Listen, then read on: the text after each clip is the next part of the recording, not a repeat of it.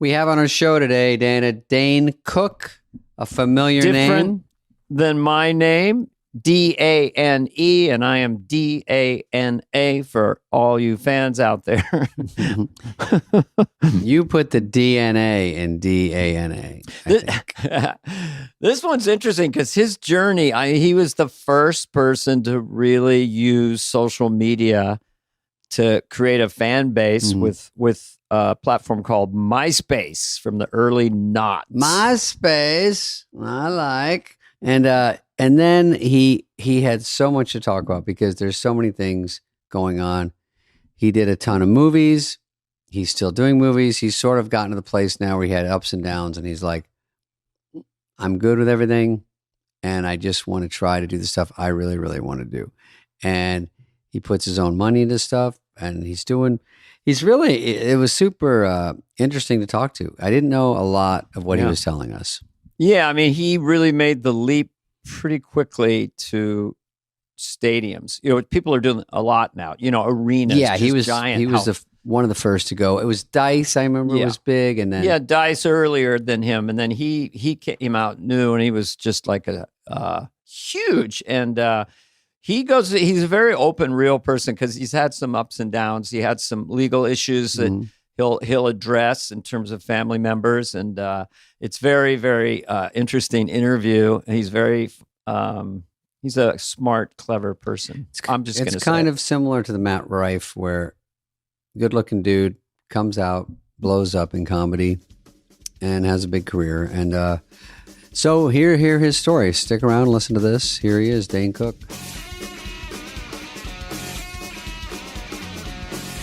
Hey. Wow. Hey, guys. The Nutty Professor is our guest today. And he is, Dane is surrounded by he's got a stormtrooper. I'm just painting a picture, man. Mass. Are you a science fiction guy like me, or fantasy, Marvel? What do you? When I see this, I look like an intern at Bad Robot. But at least they have a restaurant in Bad Robot, has a full-scale restaurant. You've been there, right? You're just walking along. Yeah. I've seen it, and it wasn't until I looked at your benign background that I look like I'm Mr. Megorium's Magical Emporium over here. So it's a little too busy.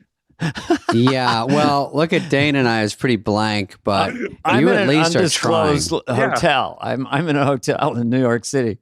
Yeah. You guys look like you're in like one of those like off the grid doctor's office. Yeah, Dane is in an undisclosed Holiday Inn green ribbon. I'm near a buffet.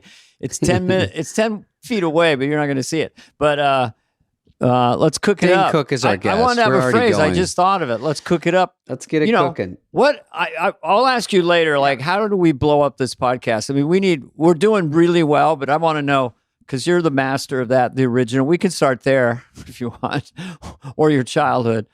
But the first comedian that I know of that identified social media before broadband, MySpace, and then decided instead of hanging out after the show, would go back and work social media, and then became the biggest comedian on planet Earth.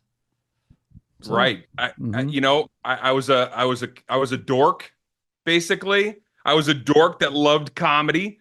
And I felt like on stage at night, there was this great opportunity to kind of be whoever you wanted to be, right? You could create this persona. You could, have this kind of rambunctious facade. And then I would go home, and for 23 hours of the day, through the entire terrible 90s of road work, I was just miserable. I was really, really like languishing, miserable, and like, how can you make this other time of the day work? And how could my geekdom work for me somehow? I love computers. I saw the internet as kind of like, I don't know, like some kind of portal, to college kids that were, online late at night downloading porn or whatever they were looking for. And it's like Facebook or something. You start to go, I got to get to these guys. But dial-up, the energy of dial-up in those days, waiting. That's just my wife. Good night. That's all I got. I don't have anything else. That's it. Good night. That's not bad. That's her yelling at you? No, that's her just talking about dinner. Yes, dear. But anyway, so that was You're a worker bee then. You're a nerd and not willing. You're willing to put the work in because that is what's pre-broadband. You got to really work it. Hey, listen, by 98, everybody made it pretty clear to me. If you didn't have like a Saturday Night Live or an HBO, young comedian special, if you didn't have one of those two things, you weren't going to zeitgeist. You weren't invited to the party. And it's funny because I had an SNL moment where they wanted me to come in. It was right after Adam had left the show. And I'm sure you guys, remember right around that transition. And they were looking at me. They were coming down to see me in the Village. I was just doing gigs down there, going back and forth from Boston. And on my way to my audition at SNL, I had a full-on panic attack. I sat on a bench outside of Rockefeller Plaza. Shut the fuck up. And I didn't go in. I actually called my manager. I said, I can't do it. And he's like, why? They're all waiting for you. They want to see you. They're looking for something to fill that, that void. Yeah. And I blew it on the day because I was like too, I also knew from a few friends that had been on the show that it was more confrontational, and I was very beta at that time. And I was like, I'm not going to be able to fight for skits. I can barely, get my food order out at a for a waiter at lunch. I'm not going to be able to survive at SNL. So 2 men enter, 1 man leave. You seem, That's read through. I just want for who's ever listening, young men or whatever, how do you go from a beta to at least your stage persona became alpha? Yeah, it was interesting because my dad was a BC graduate and an all-around athlete. He played every sport. He boxed. He was just a stud. And my mom was like, there wasn't an Al-Anon meeting that she didn't want to sit in. She was just like real super sensitive, very like introvert. I got a lot of that. I was kind of like an introvert, but inside I was very competitive because of my dad's side. So it wasn't until I got on stage and started feeling like, oh, wait, what if I took this version of myself and just kind of brought that into the meek shall inherit the earth 23 hours of the day and see if I can live in the middle. So that's kind of where it all got built up from. Well, it wasn't getting you anywhere. I mean, especially that SNL thing is such an interesting story that I was there. I mean, I stayed a year after Sandler. So I would have been probably someone you would have seen there of my final year, but wow. And don't your people turn their back on you a little after that, your management agents, or no? Yeah, they were not happy. I definitely felt like I let myself down because you got to realize 2 years later, I'm somewhere in, Tampa at a D-level gig and I'm watching Fallon who, got this doing what you could have been doing. And you were right there with him. You would have been maybe a castmate with him. I don't know, down man. In Okeechobee.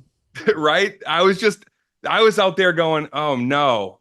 Oh wow. I think I missed up that opportunity. And of course, at that point, there was nothing else. There was just the next gig where at that point they didn't care that I was coming and they didn't care when I left. It was those gigs. Just a flash in my head. Did you ever play the Rib Tickler in Minneapolis? No, I did not. That's a real club. It was kind of a fun club, but it's pretty grim out there when but at that point, at least in your head, you're going to be a professional. We're making a living. You're not leaving. You're just going to find a way, right? You're not one of those people who quit for a month or something. I'm doing a lot of college gigs. So at the time I'm out there, I'm doing a lot of gigs. I remember the kind of the gang that was out there at the time was like, do gigs with Chappelle, Tracy Morgan, who else was out there at that time? Just a flock of like, great up and coming comedians that were killing it. But I felt like everybody else sort of had a trajectory and mine was already like, every time I walked by that bench at Rockefeller Plaza, I was like, I'm an asshole. Dang. I can't believe I screwed it. You're like, I had mental problems before it was cool. You were way ahead of the game there with ADD or anxiety. If you were now, you'd Instagram that or you'd live stream it. I'm right outside Rockefeller Center. My dream's right there. I can't open the door, gang. You're a right. Full-blown panic attack. That would have blown up globally. That probably would have got a lot of personal tips. day. I blame SNL and I'm going to come in there. They owe me. You would get that day back somehow.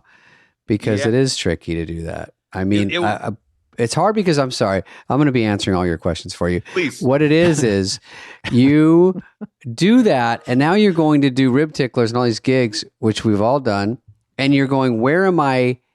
What is my goal now? Because I just kind of missed one goal, so it must be tough.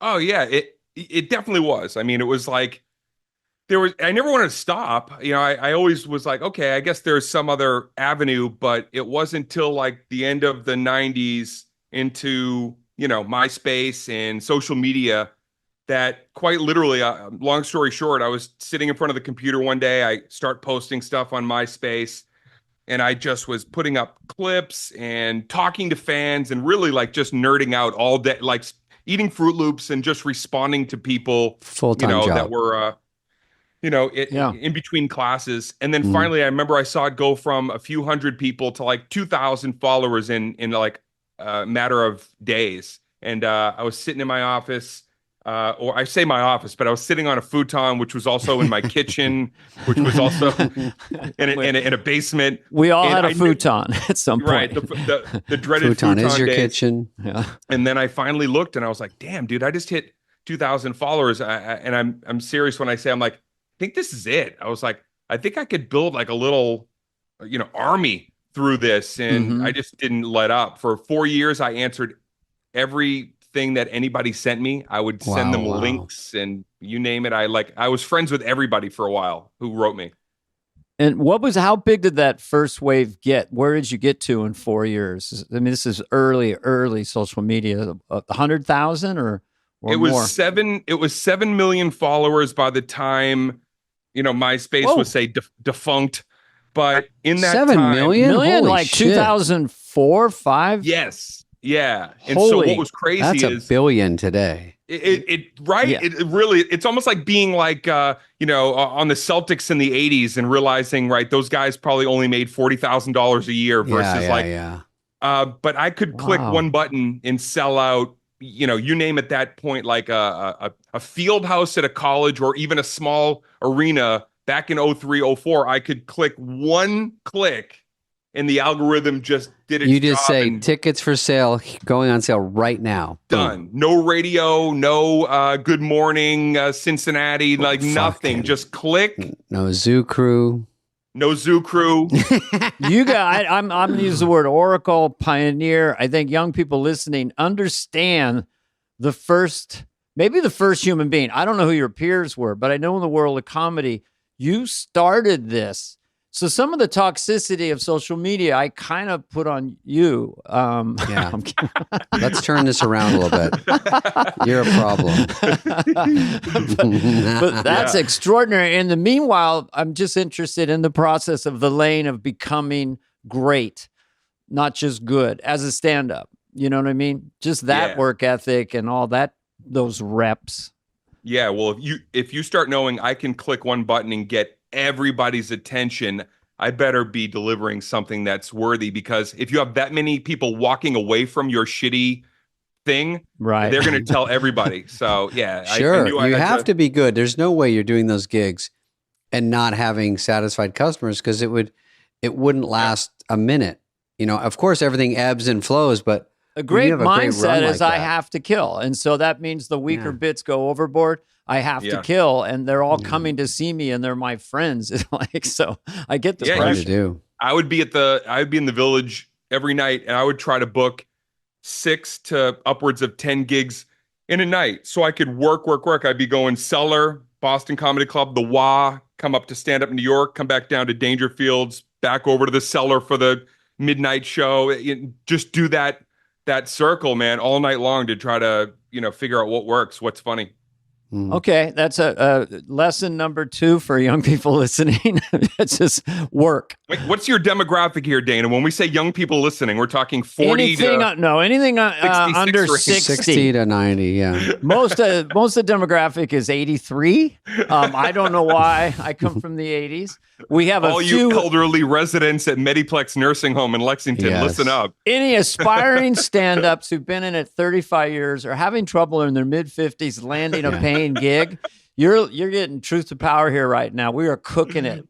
I like when we have Paul McCartney on and people are like, get somebody famous. I'm like, he is famous. I know.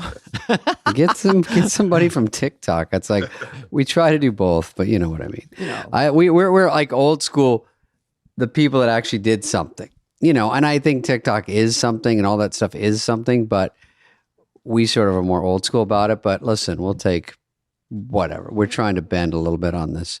So you do that. So you're far from Burger King where you worked once, and I fucking still miss Burger King. I love it so much. Did you grow up really just middle class, basically? Or were you? Yeah. We grew up, I say in my act, because I thought we were lower middle class, and I learned in my teens we were upper poor. My mom was just, cleaning toilets and doing housekeeping and just doing anything she could to keep us in a pretty good spot. But yeah, where were you in Southie? You Southie? We were in Arlington, which I don't even know how we managed that. But, we were in the system. We were food stamps, and Salvation Army used to come over and have to, fill our furnace up with oil. So you I almost got drafted by the Salvation. You were lower middle class. I'm just saying it's where you came from, where you went is always startling. Yeah, we were like a week to week family, but it was kind of also kind of really, it was really bonkers because, my mom, it took me a lot of years to realize, like, my mom just was, full tilt committed to, like, even if you're desperate and you're ass out, you gotta like still go for your dreams. So my mom, even though here we are, we're in the system and we're like trying to figure out week to week, she'd come home with like a used Corvette and be like, look what I bought. And I was like, how can we even do that, Mom? We can't. She's like, I know we're gonna have to work harder. She would just be like, we gotta all work another job so I can have this fun car. And it was just like, she set a precedent, which obviously I took into my stand-up, which is like, you can have what you want, even in the lean years, the tough years, but you got to work triple overtime. You got to, right? Give it everything you got. Pay for it. Yeah. Got to pay. We also found out, I just looked up, she did have an OnlyFans. She did have an OnlyFans. First person in history. Doing? She would have been doing like a Jane Fonda workout, but like in a slinky outfit back in I'm in 88. my Barbarella outfit tonight. I don't want to go on a tangent. That's funny. I can't get a handle on the money in OnlyFans. This Olympic athlete, I think it's a gymnast from some country, and so she's got 320,000 followers. You had 7 million, but she's monetizing $20 a month, and it's not pornographic, just cute stuff. So it's 6.3 million a year. Loves her new job. So anyway, that's kind of fascinating. But let's go back to you. Let's go back to our grind of comedy.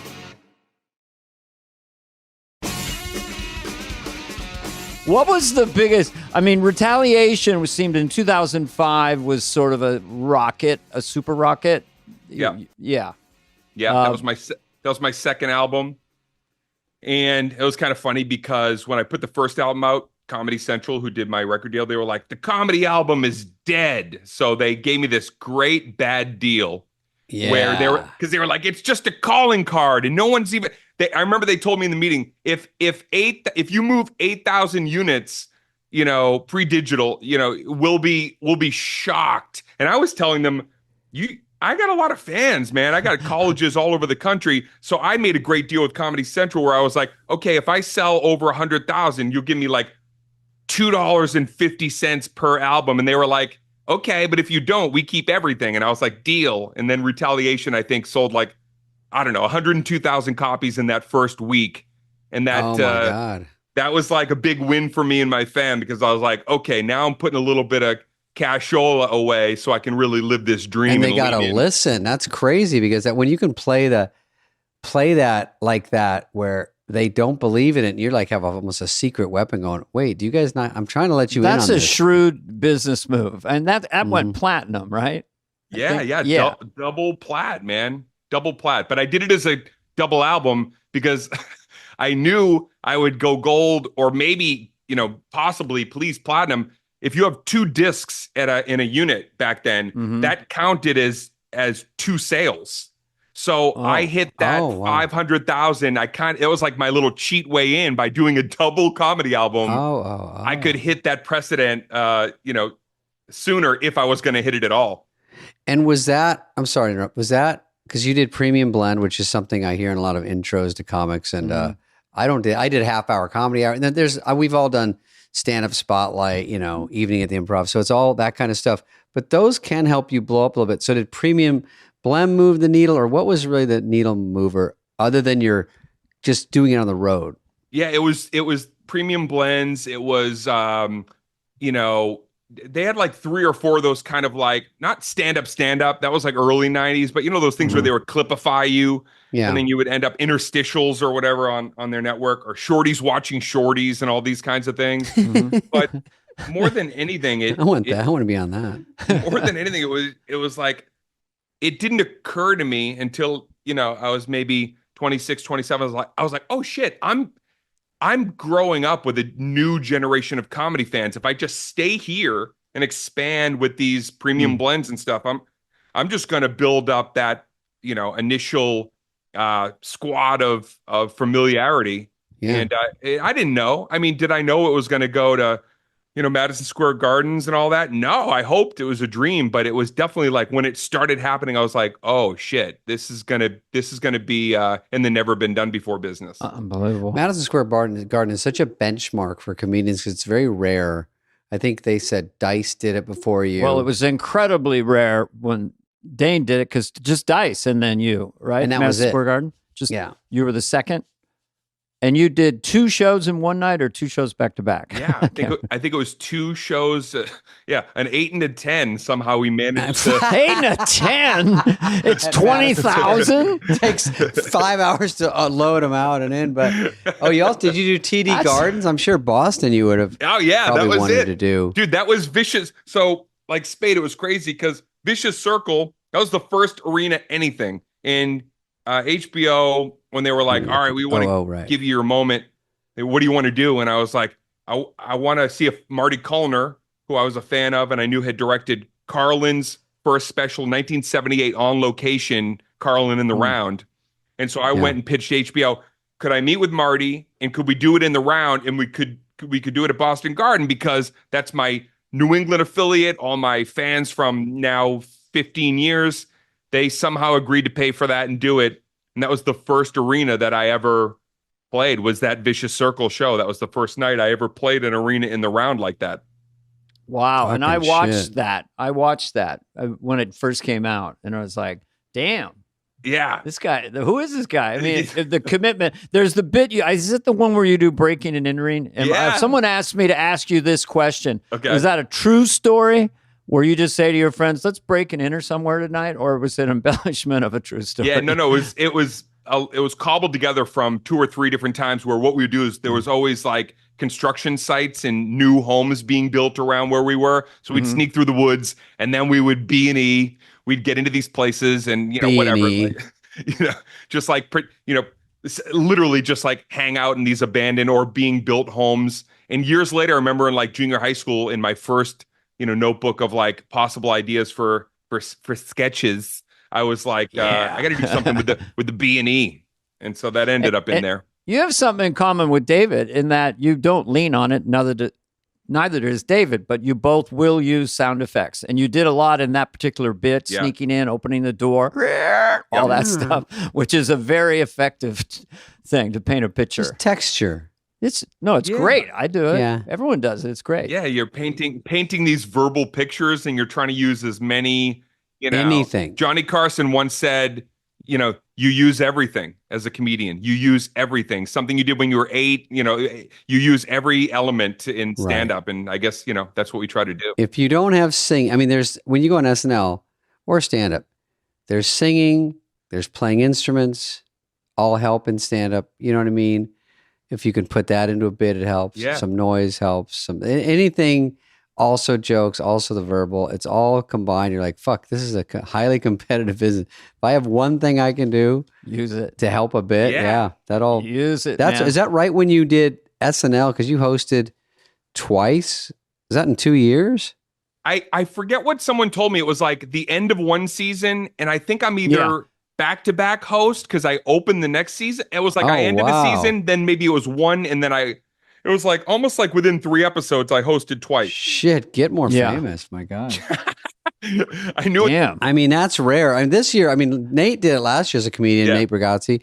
like, I don't know, maybe March. I don't know when, but then he came back this year. So even under a year is pretty remarkable, I think, because when I was there, it's because you could pick anybody. So it's very hard to get a double invite like that. Just to be able to finally do it, though, after the bench incident years earlier, and to finally be asked to, come on there and host, man, it was like, and then to be able to even just share it with you guys, like, I don't want to geek out too much, but it's very cool because growing up watching you guys and continue to, and then there I missed my moment, but I got a second chance at like being a part of your world in a way. Yeah. That was the show in 7th grade that really, for me, it was a Martin Short moment. I remember watching Martin Short do Ed Grimley.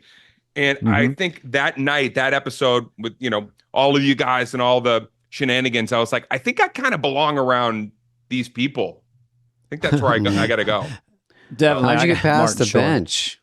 So when you came and hosted, did you hit the bench? Did you tell Lauren about the bench incident? Freeze. Did you tell anyone about? I told him because at the time when they first were looking at me, from what I understood, he was familiar. I was on the radar. And so, I reminded him and said, I don't know, I probably kept a slot available for you guys that day because I didn't come in when you guys wanted me to, but he didn't care too much about that. And who were your playmates then? Was Tina Fey still there? Was Fallon? There was sort of a crossover. When you were hosting. Yeah, Andy was there, and Bill Hader was on the come up, and Kristen Wiig. I got to do some a Target sketch, with her. Man, it was fun. Don Pardo was still there for the first time I came through, so I got pictures with him in the hall and got to hear him say, "Dane Cook." Yeah, man, it was. I got to feel like I was horrible in a couple of things. I remember just coming off a couple of sketches, being like, "Whoa, that was bad." Okay, I hope the next one's better because that one. You're talking about the air show, not the practice show, the air show? Yeah, the air show. I remember something missed the mark. And how can we describe that? That feeling in your body when you're missing and you just got to keep going? Oh, yeah. I know with stand-up, you can call an audible, Mayday, Mayday, and go to do crowd work or switch up your best bit. But you're locked into a sketch, and everybody's been in sketches that die there. Everybody. How about when you're in a sketch and you're dying, and then you lose the fake voice that you're trying to do. Right? So you can't stay you in were character. Russian. I can't. Fuck this. What happened to this guy?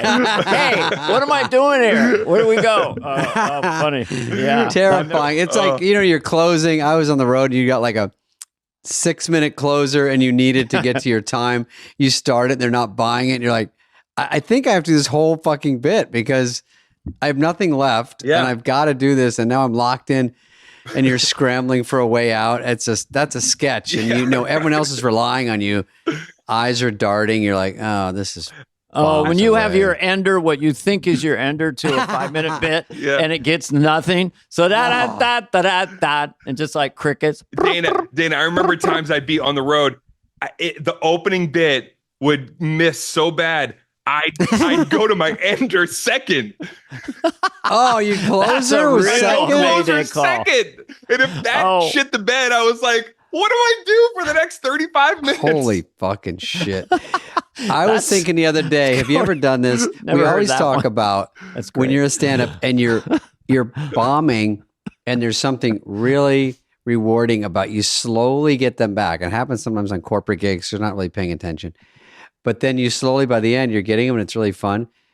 The thing that's worse is you're killing and you're losing them somehow. And you're like, what's going on? Yeah. I was killing. And that's the sickest feeling because you're like, you miss 3 bits in a row and you're like, I cannot lose these people. Yeah. There's no way.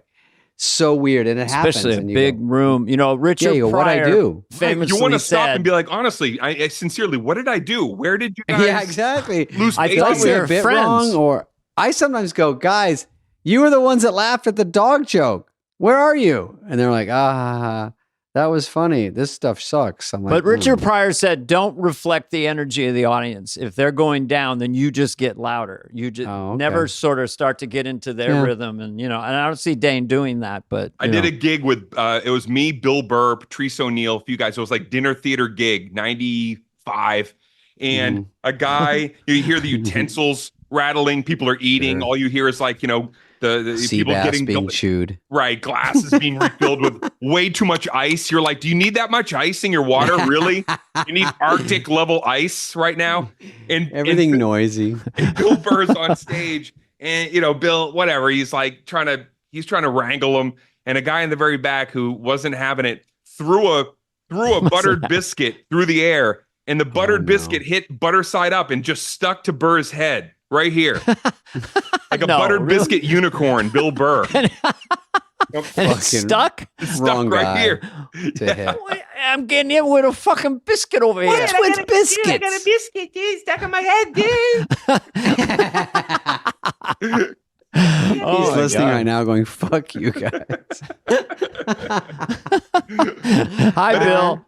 But Bill never misses an episode. It is fun now to talk about I've been thinking I'd like to do like some kind of, well, I guess it is podcasting, but it'd be fun to do like a documentary with just kind of like worst hell gig moment, what's the worst thing that ever happened on stage where you left and you were like, why am I doing this? Okay, that was my next question for you. Was that it for you, or was there worse? The most humiliating, worst gig. I had a stage collapse. I used to be like, I was really like huge high energy, the first 10 years. So I was like a whirling dervish. I'm like, I'm the Tasmanian devil of comedy, and I'm sweating within 4 minutes. And it's just, and I'm on a stage at the University of Rhode Island, and it was one of those makeshift ones that they kind of made for the show that you feel like it's always moving a little underneath you. Mm-hmm. The legs collapsed and the whole stage went, and I slid into the people in the front row, like under the chairs. I ended up under them. And that was pretty humiliating, because then I'm like, where do I go from there? 10 minutes in, after I've start dervish whirling myself again. You might find this funny. Fix the stage legs. Anybody I have said a this crescent before, wrench? But there was a comedian, Rick Reynolds, he's great. He's still around. Rick Reynolds. Anyway, and Rick would, he went up one night, and sometimes the audience would razz him. So he went up, he wanted to kill. He was all fluffed and folded. It was at the Improv in San Diego or something. Yeah, for sure. And then within 2 minutes, I looked out, and he was wading into the audience, fighting them, a left, a right. He wanted them to love him. He's a big guy. Yeah. He wanted them to love him, but within 90 seconds, he was doing roundhouses to the front row. I thought that was one of the greatest turns in life. He wore pants with flames on him. That guy. If you won't love me, I'll beat the shit out of you. You didn't like that joke? How about now? There was a gig in downtown Boston where somebody projectile vomited during the show. Okay. Into the back of the head of the person in front of them. I wasn't on stage, but I was watching the comic. And then the person who had thrown up, it was the best, because they throw up and everybody's like, you just hear, ah! And then that drunk person who threw up just went, keep going. Like that was possible. So still really nice about it. Never invite Linda Blair. Like, let's get the attention off me. It's good. Okay. I'm sorry. I love you, Dane. I did almost pass out live on air at Saturday Night Live, though, during my first appearance. They did a sketch where I was wearing an oversized sweater, holiday sweater, and it had all these, I don't know how they made it, but it had all these real pieces of lint, the huge. And during rehearsal, they were like floating around, like you could see them in the air. And what happened during rehearsal was I breathed in, and one of these big lint balls went into my throat.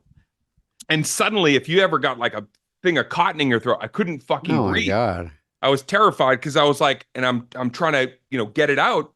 Then during the live, I see them all floating around me, and I'm so scared that I'm going to breathe one of these things in, that if you watch the sketch, I'm just doing this randomly to keep, I'm just swatting. Like, let me tell you, just to keep lint balls from flying back into my gullet.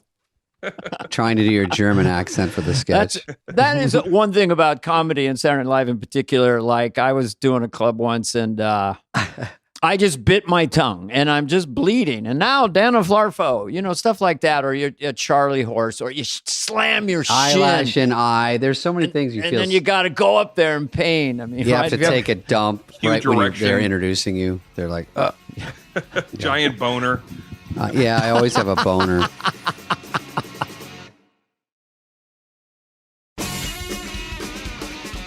What about these movies? I'm going to tell me if these movies sound familiar. Do you recognize any of these names? Employee of the Month. Good Luck, Chuck. My best. So you're starting to get a ton of movies. Because I remember you were getting one almost probably every year they were coming out. Yeah. Mm-hmm. Any favorites or any ones? It was kind of cool because that was just, it was like I came up with these directors, producers that, were just fans, had probably seen me years ago and like whatever shitty gigs. But now they're, fans and they're like on the come up. So they, how it is. They kind of like go like, all right, I'm on the come up. I want to, do something with you. You're a comic that entertained me coming up. So it was really fun. Definitely felt like I had a great era through. It was really Lionsgate, like 8 Lionsgate films. I think I did in a row. Yeah. Wow. Shit. Yeah. It was a blast, man. I will tell you, like when you hit that, when you're hitting your stride and you're the belle of the ball in that moment before, haterade and the spanking machine, has to knock at your door. When you're at that moment and you're getting the adulation and you're not in jeers in TV Guide, you're in cheers in TV Guide. Oh, right. I've been in both.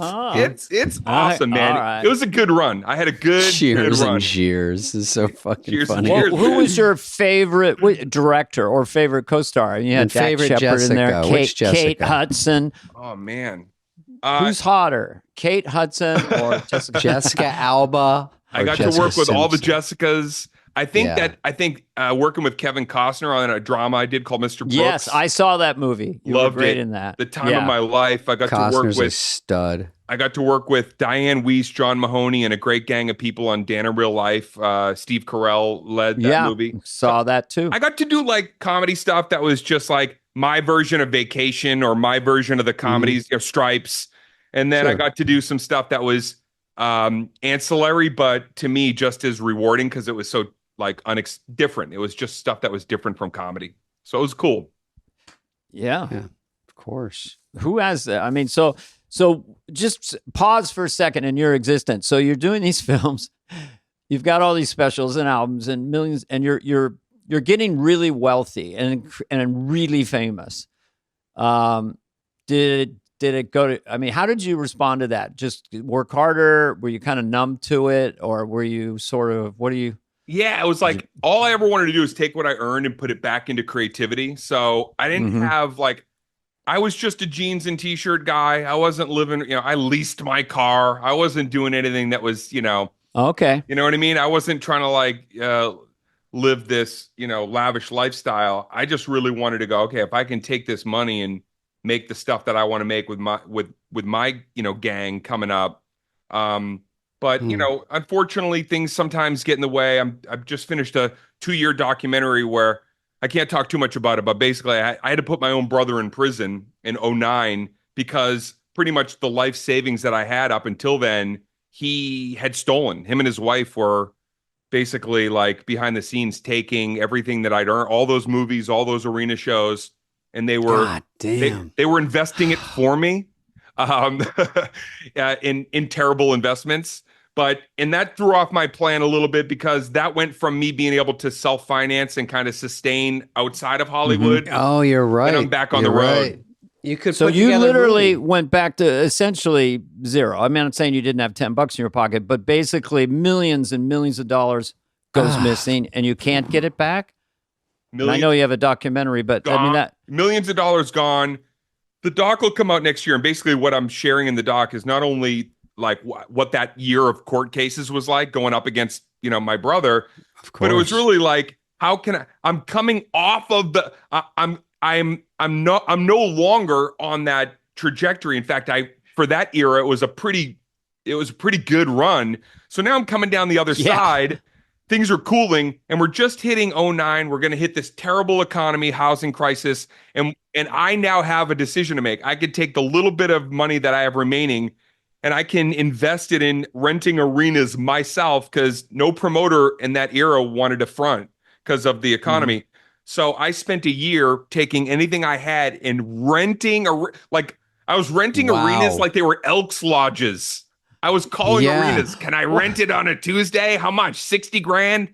All right. And I would set the ticket price.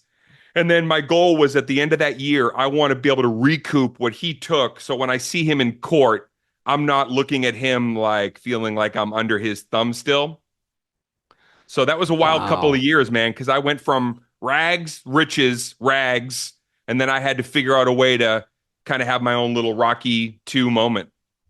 Did they? I'm sorry. Don't answer these questions. I know the documentary's coming out, but I'm just curious. Were they incompetent by investing it and losing it, or were they actually embezzling it and enhancing their Or you're just life? not aware they're doing anything. Yeah, it's like both, Dana. They were like Both. doing some things that enhanced. They were doing some things willy-nilly that were, when you see it, you're gonna. Let me tell you, this is what I'm proudest about. I will watch it. The doc. For sure. If we did our job right, it's like it's gonna be slaughtered in true crime and comedy because there's a lot of funny shit, but also it's pretty harrowing. The level of sociopath and megalomaniac, and the guy that I grew up with, that I loved, my best friend, my older brother. Shit. Like when you see who this guy was in this doc, you won't believe where this goes. It gets dark, man. Yeah, I didn't even tell you the dark part. That's just what happened to me. Wow. Everything that kind of was happening already around a it. lot. Well, Yeah. also, when people get Dun, dun, dun. a little more money, they get a little more fame, and you get a tighter circle because it's very hard because everyone's grabbing at you. And so you really only have a handful of people that you trust. And when that happens, that's such a kick in the ass because you're like, wait, I can't even turn to my family. Yeah, That and must have been resentment, from jealousy to actual resentment. David had his own issues with that, but it's kind of hiding in plain sight. And that would, besides greed, but resentment, because now his little brother, this is just biblical, is a superstar. And so I don't know, is he, how's your relationship now? Or is he in the documentary or? Okay, you'll have to wait and see on that. Okay. That's good. I mean, I don't want you to, but I'm going to watch this. I will It's a good teaser already. I'm into it. I've stayed close with my nephew, his son. I was always close with him. He was 15 when it happened. I'm still really close with my brother's son today. The doc gets into kind of where things are at now, but realistically, yes, like in that moment of like hull crush depth level of despair, this is the weird thing. The gigs are still, the fans show up, the gigs are outstanding, even though the economy, and like people are trusting me with a couple of their last dollars right now in this time. But like, I remember, even though I was so busted up, I still just loved comedy so much that this is going to sound like so kind of hokey, but it just saved my life because I loved laughter in that time. And I knew, even in that moment, I knew, I was like, someday, I don't know if it's going to be in 10 or 20 years, this story is awesome. This story, because it's what happened. It's like a downfall moment. Everybody loves a downfall. It's a comeback moment. Everybody loves a comeback. Showbiz moment. It's a how did I do it on my own? I'm self-made, but then this thing happens. My brother's the devil. And I remember sitting in it being like, I don't know when I'm going to talk about it, but someday this will be the best story I ever tell. So I can't wait to talk about this next year with you guys. We've heard stories around this idea, like Doris Day's husband died. She was doing sitcoms. There is no money. It's all gone, but nothing quite like this. So you have two right now. No comedian went on MySpace and really kind of hacked the idea of social media and just have a million followers. And now this is your second one. And now you're out there still doing it. I saw Dane a week ago at the Improv. So you're still getting to do what you like to do. This is a story that happened, and you have to just keep moving, of course. So nothing you can do but just keep moving and keep making money and doing what you like. Yeah. And did you get more popular? Because I was going to go to this idea of like being handsome and alpha, like the kind of surrogate boyfriend. David, I'm talking to David now. But you know what? Your brand, where you were, and also a great stand-up and a millionaire. And so comedians are easily jealous and stuff like that. You know, like I had a health issue in the 90s, and I got more compliments, and that guy's great. You know, did people suddenly kind of, you're awesome, you know, because people that get these are just, human emotions. You mean when he's a little down, are they finally being cool about? Well, you might find people going, this is a brilliant stand-up, and you get more stuff because it's, you're no longer. You find out who your friends are so quick, There you go. That's and that well put. and that everything listen, I even knew when I was on the come up, because it wasn't like it was overnight. It was, it was a long kind of trajectory. I already had like my Boston cronies, my friends who are just regular folks away from the industry. I've never felt like I'm in it, but I'm not of it. I'm out here because I like the clubs, but I've never quite felt that let down by it, because I knew that's the mechanism. They build you up, knock you down, and then it's up to you to figure out like really, how do I own my own IP, and how do I get to my audience, all that other stuff. It didn't really rattle me to the core as much as stuff that happened with my brother. If you can remember that you're not quite as good as they say you are at the point when you're at the zenith, and then you're not as bad as they say you are, you're like, I've always been what I think is pretty good. So if they say I'm great, I'm like, I don't buy into all that shit. I had a friend that wasn't a yes man, and he would keep telling me, I'm not some ass kisser, I'm your friend. I'll tell you when you're bad. And I'm always going to tell you you're bad. That's what a good friend I am. You're never good. I go, well, you could be a sometimes maybe man, or maybe a yes man. No, it's always a no man. You're not good. I'm like, wow, you're such a valuable person in my life. I think they go the other way. I felt bad about saying that. I am that friend he's talking about. And I apologize. But I kind of relate to you in that way. I'm outside the thing. I'm not in the party scene, and I never really cared. I'm mostly possessed with doing something funny. It sounds self-congratulatory. I also was an introverted extrovert, and also had a lane of real competitiveness, but playing fair about it. But just to see a guy kill, I want to kill like that, that kind of thing. Yeah, so. It's what's so, there's no playbook. And also too, like, then you make it. And I think the hardest part was like, I made it. And then the group of guys that I was around at the time, they think you're different. They want to make it. They're not feeling so good about where they're at. And what's so funny is like, you looking at, like, at a time when I broke through, I remember talking to, Bill Burr outside the Laugh Factory. He's like, man, when's my ship going to come in? And it's like, look, when his ship came in, it came in. It's like, he had his moment. He's still in his moment.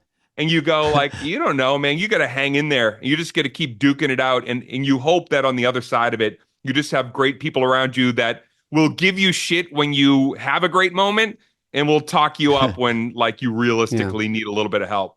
Well, obviously it's the era of the personal career outside of the mainstream Hollywood. Tom Segura and Bill Kreischer and all these guys who are Nate Bargatze, they try to get him to do a sitcom. He's like, what's in it for me, or whatever. Not Nate, but a game show or something. But it's kind of what you've done. You've maintained DaneCook.com, or just Inc. Do you think they pitched Borgazzi a game show of Yahtzee, like Borgazzi? What do you think they brought Borgazzi? Right? Boryahtzee. I have to get off the podcast and produce that. I'll show you a text. That was exactly what they did.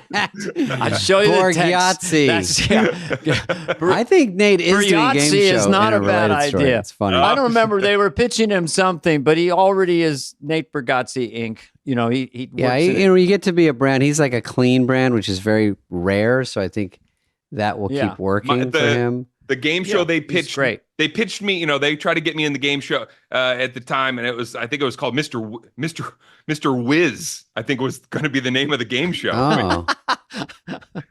Mr. Whiz. What about Dane Cooks and a cooking show? Dane Cooks. How about Gotta Take a Pee? The great game Dane show. Cooking show. See? Well, obviously they pitch you a cooking show because your name's. They pitched me a car show because Carvey, Can you drop the VAY and just be like, can you just be Dana Carr?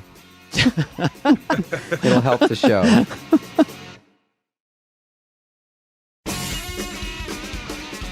I do think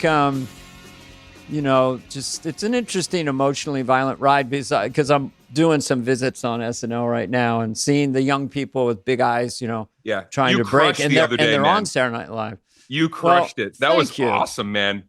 Yeah. That was, and allow me to say, I thought you were the best part of that whole opening. I thought everybody was great, but you just like, it's that moment where you feel like somebody just came in and took it to another level. It was awesome to see that. That cold opening, when he came in at the end, I was like, this is great because they don't know he's coming. Yeah. Everywhere they turn, it's another celebrity. They're like, that guy. And they're like, oh, fuck, here comes Dana. And you hit on every, where I think I see like where you want to hit. Like, I felt like you hit on every line that you wanted to hit. That one felt good. First one was a little nerve-wracking, but then it's become a character. It's Mr. Magoo. It's Tim Conway. It's fanciful. Yeah, there's definitely, hey, you're not here. I'll come right back. So she's standing there. It's great. I'm just coming on to it. I did little YouTube clips on this show, but nothing. Now it's really fun to do, full three-dimensional. Yeah. And you would probably appreciate this, being a host, is that we go out now and we shake Lauren's hands, and I'm in the Biden get-up. That was for the second show. Yep. So I do it, just a giant hop, skipping, is whatever I can get out of my body, sprint across the studio, dressed as Biden, because it gets my headspace into laughing. If they're looking at me as hyperactive Biden. But anyway, that's... It's a lot of fun. Thank you. See, when a comedian gives you a compliment, it really matters. Somebody who's been there knows what Biden training like Rocky to come back and run again, and he just gets stronger and stronger, and he's running with a log on his back, and just he's just punching a guy. And guess what? And by the way, punch. And guess what? Because you actually are very active. You could pull all that shit off. I think that what like a lot of people don't realize is that comedians in these moments that like you guys are sharing on this podcast, or even just the backstage at the store or wherever, like that is kind of that's like the best part of the show. Is great. The show is like the frosting on the cake of the day, but the correspondence with comedians and what gets us off and what makes us really laugh about a set or what went wrong and nobody cares, but other comics care.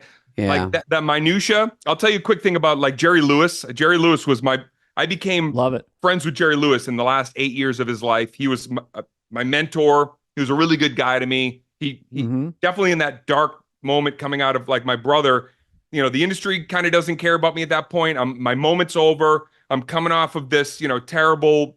And all of a sudden I get a phone call out of the blue inviting me down to see Jerry Lewis documentary, Method of the Madness down at Paramount. I'm miserable. I'm literally in like a rut. But I'm like, I grew up loving Jerry. I never met him. I don't know Jerry Lewis. Brilliant. Absolute genius. Yeah. Genius. Like, he conquered the world for a decade. It was really, Martin and Lewis. Like Jerry Lewis is like the Bieber of comedy, the Jim Carrey, Sandler, Carrey, and, Sandler, Carrey. Yeah. Sure. All in one. Nutty Professor is one of the greatest comedies ever made. So I sit there and I go and after the presentation, I didn't know Jerry Lewis was going to be there. He gets up in front of everybody at Paramount. The first thing he says, I'm sitting in the fourth row with my buddy Richard, and we're just watching. And he goes, and he's 82 at the time, and he gets up there and he goes, "Where's Dane Cook?" First thing he says. And I can't believe it. I can't fathom it because I'm hearing the voice that I grew up loving saying my name. Yeah. And then he goes, "I want to know where Dane Cook is." And I'm like, I don't even know how to stand. I'm half standing. I'm like, and I think I said, "Jerry, I love you." That's all I could think to say. I go, "Just Jerry, I love you." And he goes, "I want to talk to you, my boy, after." And so I go and I meet Jerry Lewis after. He takes my phone number. He starts calling me. Every Sunday he calls me, "Hello, it's the Jew in the desert calling Dane Cook, my boy." And I start this friendship and mentor, Sundays with Jerry, basically.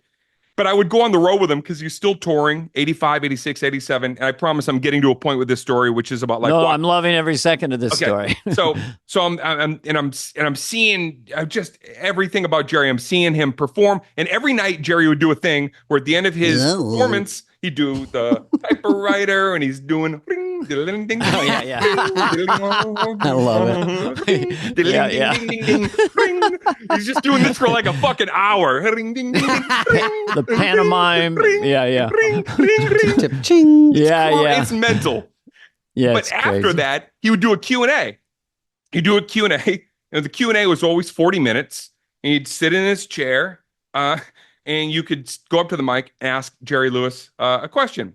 And on this particular night, two things that like, this is who I think we all are as comedians in our heart. What happened to and from Jerry on this night, and it gave me permission for the rest of my career to be like, I'm a madman, I'm convoluted, I can be a lot of things all at once. And Jerry just proved that I'll never not be those things. Here's what happened.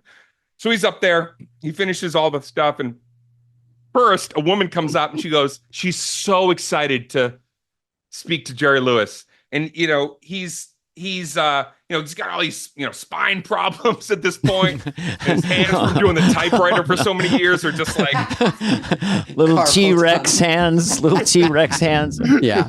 And he's always kind of like, surly. And if you know anything, or if you ever had the chance to share space with him, there's something kind of scary king of comedy about Jerry, but also very just fucking boyish and beautiful, but something kind of intimidating. So he's in the chair and his tongue's going, wow. And he's kind of spinning like he's looking for the shark off the back of a boat. Jacked on prednisone. Dane is doing a very interesting, it's very physical accurate. act out. Yeah. It's like the Hunchback of Notre Dame, T-Rex, typewriter, Jerry Lewis. Okay, continue. So the first thing this was great. So the woman comes up and she's so heartfelt and she goes, Jerry, I just want to say that in 1972, you did a film called The Beach Cottage. And when I watched The Beach Cottage, I was so moved. And there's a scene on the beach. And I'm watching Jerry and he's he's just going back and forth. Rocking. I think he's going to break the wood chair the director's chair he's sitting on, because I can hear it creaking because he's going back and forth. He's turning it into a rocking chair, even though it's a static chair. And she finishes her statement.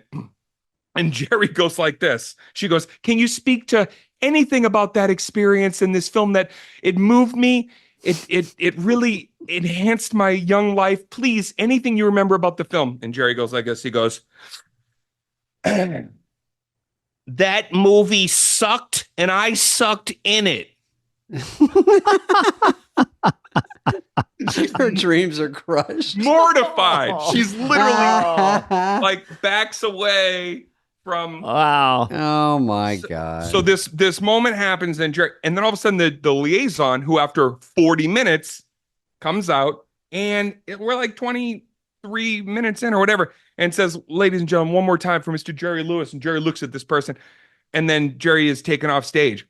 I go backstage, and Danielle, his daughter, is there, and she's like, he is fit to be tied, and he only wants to talk to you. And he's in the back of a room where everybody wants to meet him, and he's sitting alone at a table, but nobody's approaching Jerry. Where's Dane? Where's Dane Cook? I grew up with you know what it is? I never was intimidated. I grew up with an alcoholic father, and I think I always kind of liked that weird energy. I was never scared of it. Energy. Yeah. I walk up to Jerry, and he's 88 years old.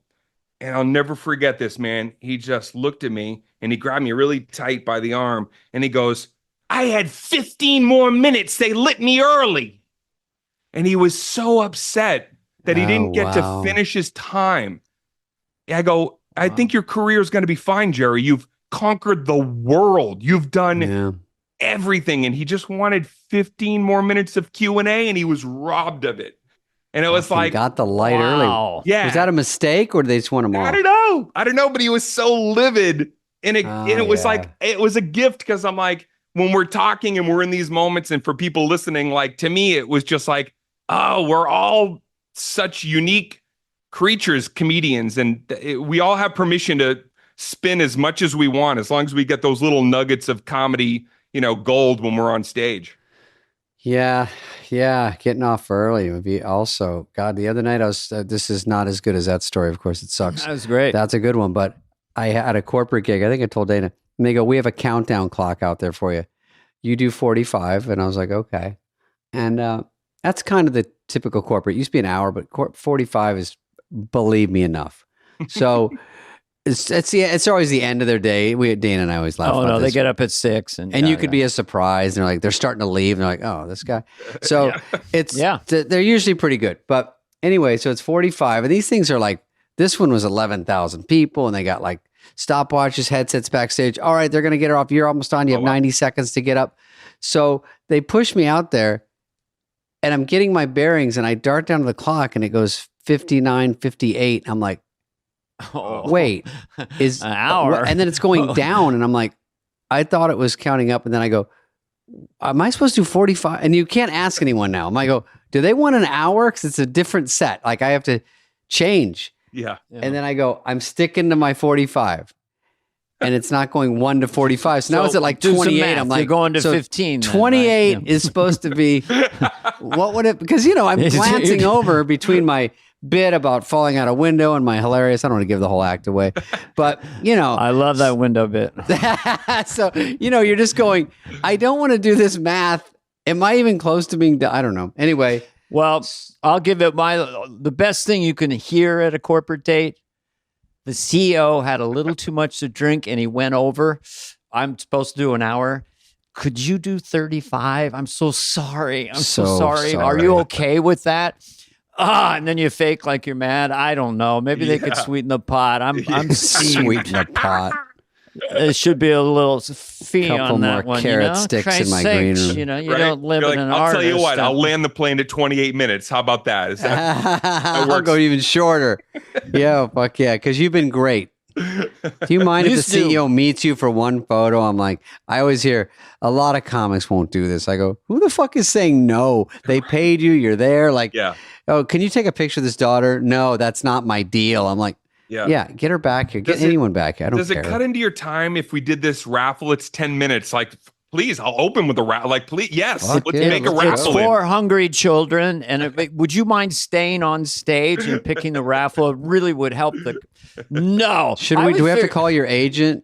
Why do people do corporate dates and then just angrily fight the whole process? I know the whole process. Don't pick the ticket, but once you are in there, just say yes. Just say yes, because you say yes to 100 autographs and then or pictures, 1940s, and you say no to 101, you're an asshole. So always go to the end and say yes. Oh, right. Yeah. You get in there, it's like, I'll put on the Uber Eats shirt, whatever you need. Like, yeah, let's go.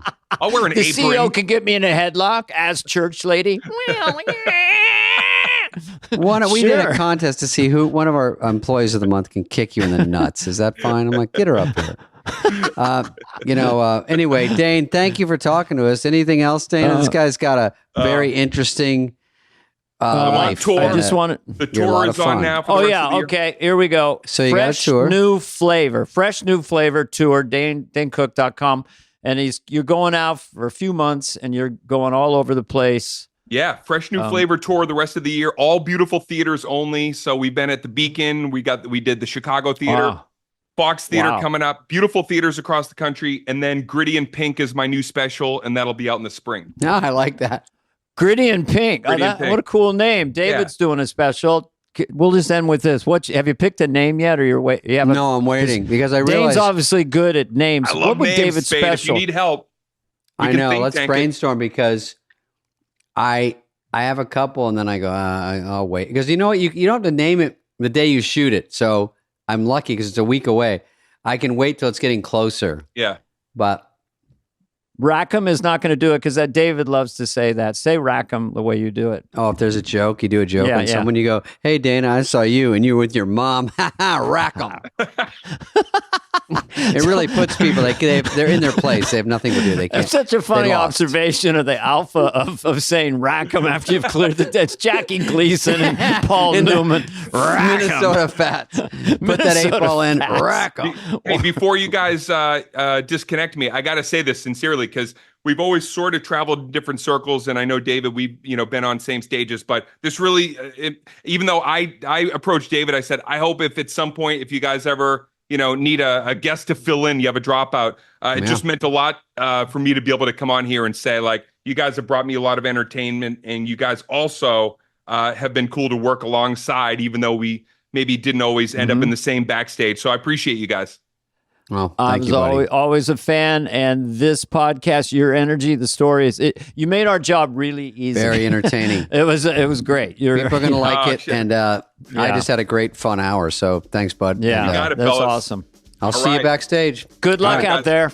All right, buddy. Bye. Peace out. This has been a presentation of Odyssey. Please follow, subscribe, leave a like, a review, all this stuff. Smash that button, whatever it is, wherever you get your podcasts. Fly on the Wall is executive produced by Dana Carvey and David Spade, Jenna Weiss-Berman of Odyssey, and Heather Santoro. The show's lead producer is Greg Holtzman.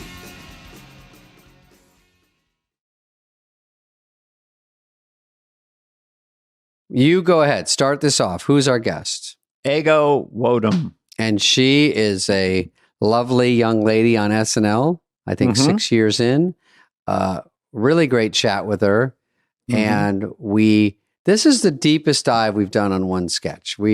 Lisa from Temecula, which was a sketch that was renamed, which I thought was very interesting. That they, you name a sketch. It's like, it reminds me of the Pina Colada song, Dana. It was called Escape. But everyone said, hey, I like the Pina Colada song. So they changed the name. So this was, she's so articulate and fun and a self-starter and just had a lot of really interesting things to say about SNL and about being there and what it's like. Yeah, this was the most, she takes you on a ride that we've done before with other guests, but there's these emotional tipping points, and she talks about just how the whole arc of being on Saturday Night Live as a cast member is just, can be topsy-turvy. The sketch is cut, or it's in, or the host dropped out, or whatever it is. And she really is very honest. She's very, very talkative.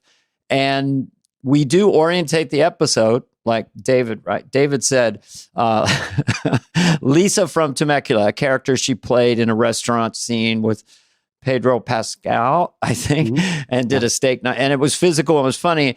And she said it just reorientated the way the writers would look at her and really the audience. She killed so hard, hit every beat perfect. It's just one of those classic sketches.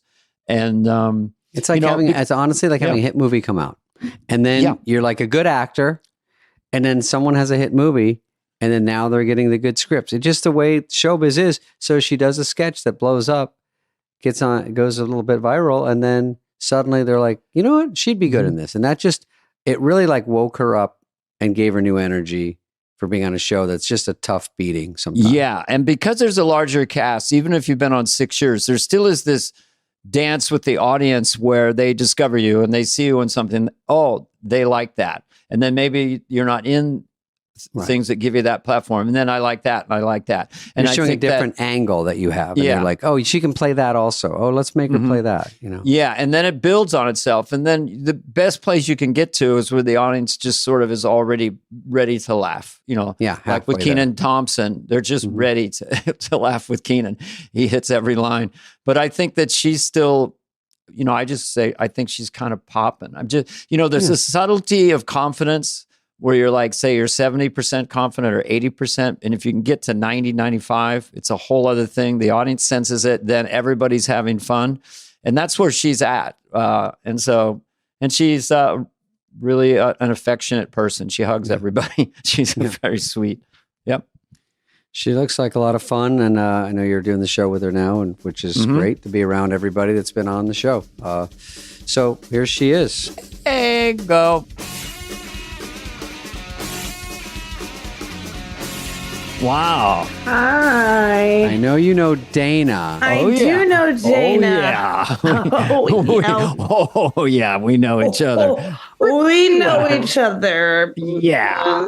We get each other. I always get my hug when we do those fake good nights, Oh, yes. I give real hugs at fake good nights, and it throws. Yeah, the hugs are real, but the first one's fake, and we have to act like we're crying. Oh, yes. Home. Yeah. Oh, that's true. I'm disrespectful. I thought about this the other day. I was like, I think it's kind of rude maybe that I wear my, as we call them, behind the scenes comfies for dress rehearsal good nights. I don't even attempt to make the audience feel like they are at the real show. I've gone out there with a bald cap. I think I've gone out there as Biden. I don't know. I mean, it's just practice. They're a practice audience. We're practicing. Look, if you can't get the main ticket at 11:30, we can't help you. Listen, I count the good nights as a sketch. I used to. Really? You give good nights. He's skilled. I said I was in a couple things. I was in Update. I was in Good Nights. Give us your good night wave to the crowd, David. Let's see it. I go like this. I'd never go to the front because we'd make fun of each other for trying to be too thirsty. Okay. And then if you hug the host first, they'd make fun of you, or we would make fun of each other. So I go, Farley, get up there. You know you're going to hug him in 5 seconds. Uh-huh. I said, at least wait till he gets all the lines out. Like, good night, everyone. Thanks Good night. to And then Foo Fighters, up. and then Right. grab her. And then, and then we would like go as far back as we could. Wait, were people jumping the gun at times trying to hug the host before they said all their thank you? I mean, other than Chris, I don't know. It was funny because, they liked certain cast members, but there were certain ones you might know in your head without saying, some sort of worm up to that front row to get on camera. I always don't like it. But what's your tactic? No, say the names. I'm going to drop names. I'm going to be dropping tea. This is going to be kind of the Club Shay Shay, yes, Cat Williams interview style, where I burn it all down and burn it down. How would Cat Williams say that? Let me think about this. I know it's hard to. You have to get warmed up. You do have to. Did you see me put my hands on my legs and go, okay, hold on, let me find it. I haven't listened to him in some time. Now, David Spade and Dana Carvey. I'm trying to tell you something in there. Something. Yeah, it's kind of nasally. It's it's very cool. So but they don't tell you. I told him when I golfed with him. I've only met him once. We golfed, and I go, last time they made me play from the pro tees. He goes, "You're David Spade. They don't tell you to do nothing. You tell them." That's kind of something good. It was something. He's got a very unique. It's very good. It's a beautiful voice. Beautiful voice. It's hard to get. His first special that I saw, I put it up there with anything I've ever seen in my life. He's pretty incredible. Also, to have made that interview, I was reflecting on that interview as recently as yesterday because I got the I won't say dreaded email, the email about which episode would you like to submit for contention for this award nomination. And I was like, and so I was looking through, I kind of arbitrarily picked, but I thought about that sketch I got to do. And I thought about that moment where he did that interview and helped the podcast blow up. I'm not going to be able to do that for you here today, but David, it is nice to meet you formally because it's very nice to meet you. If only we could hug on stage behind a host. I would run up to you because I have no shame anymore. Back then, shame. Yeah. No shame. Well, yeah. Also, you got it. Some people are not in any sketches. Was this a thing back in the day? Not in any sketches because that's just the way the cookie crumbled, and then you're at good nights. It happened. Not in my I would early refuse days, to go, but, and think it would really turn the show on its lid. Like if Lauren finds out, because they'd walk around knocking on the door, good nights, like Marcy Klein, our talent person, and then I go, I'm not going. As like I'm standing up against this establishment. And then I thought Lauren would be tossing and turning in his sleep or couldn't have fun at the party because of that. Absolutely unbothered. No one noticed. David wasn't a good night. So, okay, well, that's too bad for and time. We got another Lauren impression. Yeah, you minutes in. Got the Lauren impression. I want the audience to know that we've done 4 shows together. So we've had 4 musical guests and 4 hosts. So who's your favorite and who do you want to trash? Yeah, burn it down. Burn it down. The year new of podcast truth. called Burn It Down is a good idea. Maybe I start hosting that one.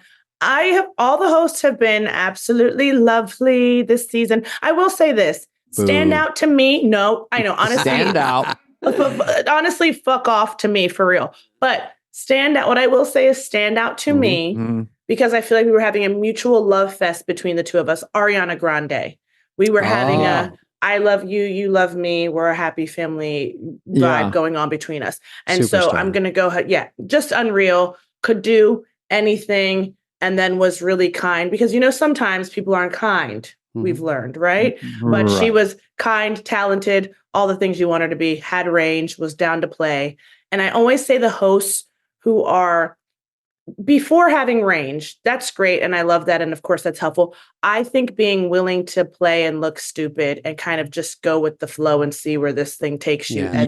She looks so dumb. Yeah. When I saw her walk down the hallway in 8H with that castrati it on, I said, okay, that's gonna work. Castrato. The little hat and but yeah, she was game and her range is unbelievable. And so she probably looked at you and said, gee, I'm looking into a mirror. Oh, well, that is very kind, Dana. Dana wants extra hugs, and I'm giving them out. Lisa from Temecula, maybe your most badass performance. Thank you. That was fucking fun. Man, that was crazy. Okay, and I've said this before, but you guys will understand this having been cast members at the show. When we got to do that sketch, like I've told the story that I go, it killed at table, and I didn't even know that I don't even know that what happened at table could have been defined as killing. I feel like I unlocked a level of experience there just in general, even if I was just watching that happen at table, because the writers had a real steak delivered to me at table read. Okay? Oh, okay. All right. So yes, they had a real steak delivered to me. Eamon from Props came and slid a steak to me right before he read that sketch. Mikey Day, said this before, says every time he's looking over my shoulder at my phone, which I say, why is Mikey doing that? But that's a different conversation. Mikey goes, every time I look at your phone, you are not scrolling social media. You're looking at menus, and like all you care about is food. This is a true thing. I'm either planning my near future meal or my distant future meals. That's what I spend most of my time on my phone doing. And so when he saw across the table, and he has this whole thing about me being a diva. He does a bit with me, and he across the table sees a steak get delivered to me in the middle of table read, and he's like, "Okay, she's getting out of control." How funny! He doesn't know what's going on. He has no idea what's going on. Listeners, let me just insert what it is in case they haven't heard it, and I want to hear more. But basically, you're a pretty big personality at a restaurant, and you get and it's going along. It's funny. You're doing funny stuff, which you can talk about. And then you start cutting this steak, and it keeps escalating into madness where the table is shaking and everyone's just trying to hold it together. Oh so my God, that's the fact that you did it at the really helped it. So go ahead, table read is great with Pedro Pascal. Yeah, with Pedro Pascal. Here's my thing too: is I would normally when the writers, I'll tell you how that sketch came to be too. Is it's written by Alex English, Gary Richardson, and Michael Che. The way that sketch came to be is from Alex English's mind. Apparently his cousin was at the holiday, Christmas, I think, eating a steak, and she was kind of shaking the table. She'd gotten a well-done steak. That's the thing. Lisa from Temecula likes her steaks extra well done. So it's basically a hockey puck. Yeah. And so it's based on his cousin. But the week before they had done a sketch, Gary Richardson, Alex English, and they were like, you're in our sketch. And we're friends. And we get to table read. So on writing night, they're like, you're in our sketch. And I'm like, cool, that's an extra piece at table I get to read in. We've got that. I get there. And my line is, ooh, I love it. And that's the one out of a 12-page sketch. And I was like, and we're friends. So I gave them so much shit about that. I was like, at the after party that week, I go, ooh, I love it. And I go, you really going to come knock on my door and tell me how I'm in your sketch that we're reading tomorrow? And the line is, ooh, I love it. And that line could have been cut, by the way. And I remember when I read it at table the previous week, I was like, this is going to get cut once it was a pre-tape. I was like, this is not a necessary line. It doesn't help establish anything. They kept it in. And so I gave them shit. I mean, I gave them so much shit about it. I was like, and I got a full face of makeup on a Friday to say, ooh, I love it. And then Alex so kindly was like, okay, I have something for you. I have something. And it was Lisa from Temecula. Of course, we didn't know it would be this.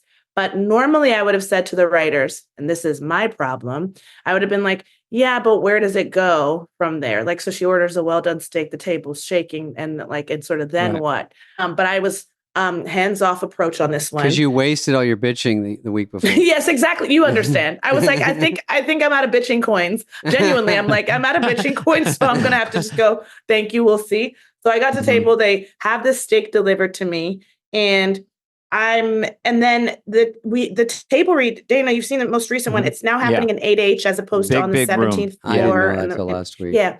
And it's like far less intimate in a way. And this table is way bigger than it was when it was on the 17th floor. So I'm like, is this going to shake this table? Is this at table read going to be reliant on my ability to shake this current gigantic table? Yeah. But just this, it's gigantic. But just the sight of it worked somehow. And this is where I say I wouldn't have known in real time this was defined as killing, because I couldn't get through the sketch at table read. I was really struggling. It was making me laugh in the middle of it. And I was like, I can't read this. And this is so fun and silly. And so I didn't even think on Wednesday when they picked the sketches that it even really stood a chance.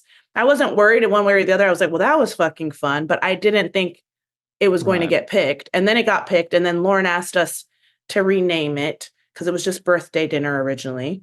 And then, yes. Wait, who has a thought? Maybe dinner steak or something. Susan from Modesto. Maybe from Hamptons. Lila from San Diego. Something like that. Alice. Those writers are so brilliant.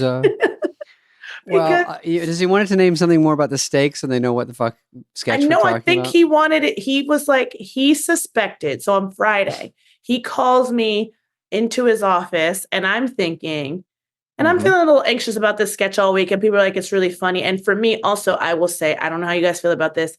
If something kills at table, baby, in my opinion, that's kiss of death. It's going to play to literal silence. It's going to play to silence. There's with nowhere the dress to rehearsal. go but down. Yes. And so I was like, I don't even know how this thing is actually going to work. I didn't think about the Monkey Boys, their hand in it, and how the writers had planned to produce the sketch. So I was like, this is a lot. Like, I'm pretty strong, but I don't know if I'm going to be able to shake a table sufficiently for this sketch. And then I realized it wasn't on me totally. But Lauren called me and then the writers into his office on Friday. And I was like, okay, this meeting is for sure him telling us like, this was fun all week to pretend we were going to do this. But because I was like, I don't know how this works. But he was calling to be like, you're going to want to name this woman something more memorable. And I was like, I don't know, quite the opposite of what I thought he was calling us in to talk about.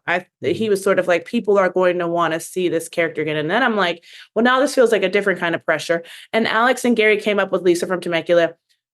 I don't know how, where, why. I used to live in LA, so I'm like, I'm familiar with Temecula, but what an obscure. It kind of means nothing. It just sounds good, though. I like it. Yes. And then we panicked because somebody told me, they're like, well, what a random fucking name. So then on Saturday morning, we were like going through other names, and shout out to Gary Richardson being like, no, I think we just keep it Lisa from Temecula. It's kind of, it's kind of nothing. Let's keep it that. Yeah. So it was very fun, but at dress, guys, what I say at dress, it does not do well. Somebody really?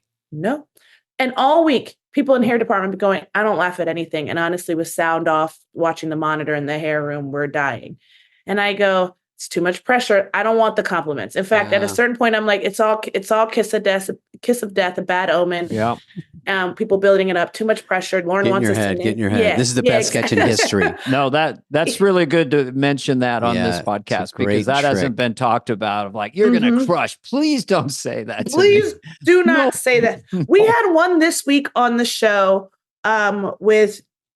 we had one this week with as soon as we go on hiatus, thank you. My brain erases what happened every week. I know, because you expunge it. You just get to let go of it. Did you see it just short circuited there? Anyway, Michael Keaton that killed at table, absolutely destroyed.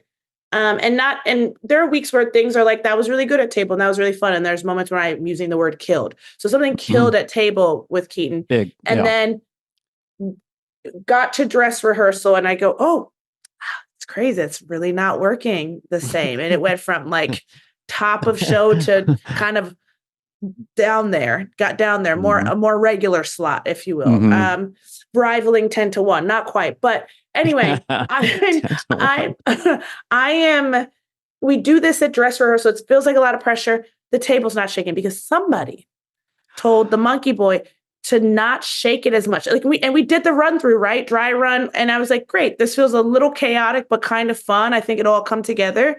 And then the shaking dissipated. And there's really no sketch. When you say monkey boy, how do you mean that? And there's someone under the table. There's someone on their table, and I don't know what their official, like the Monkey Boy Productions, they do the puppets for us. Monkey Boy Production. Okay, I just wanted to make sure. You thought it was a slur? You were a slur. People might think it's an actual monkey boy or something. Monkey or a person. A simian something.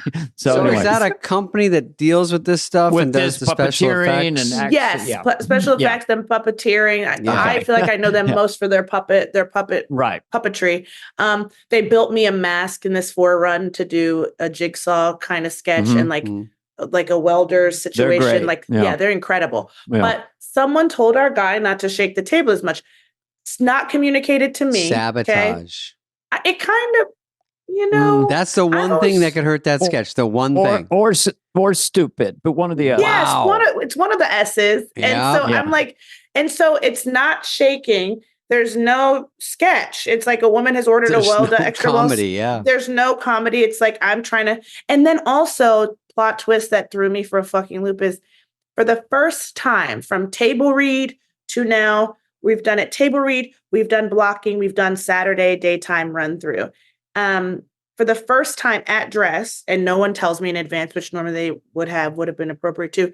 It's a T-bone steak. I can't even like pantomime sawing a T-bone steak that's extra, extra well done. Mhm. You can't even. I was like, whose idea to put a big bone in the middle? Changed it.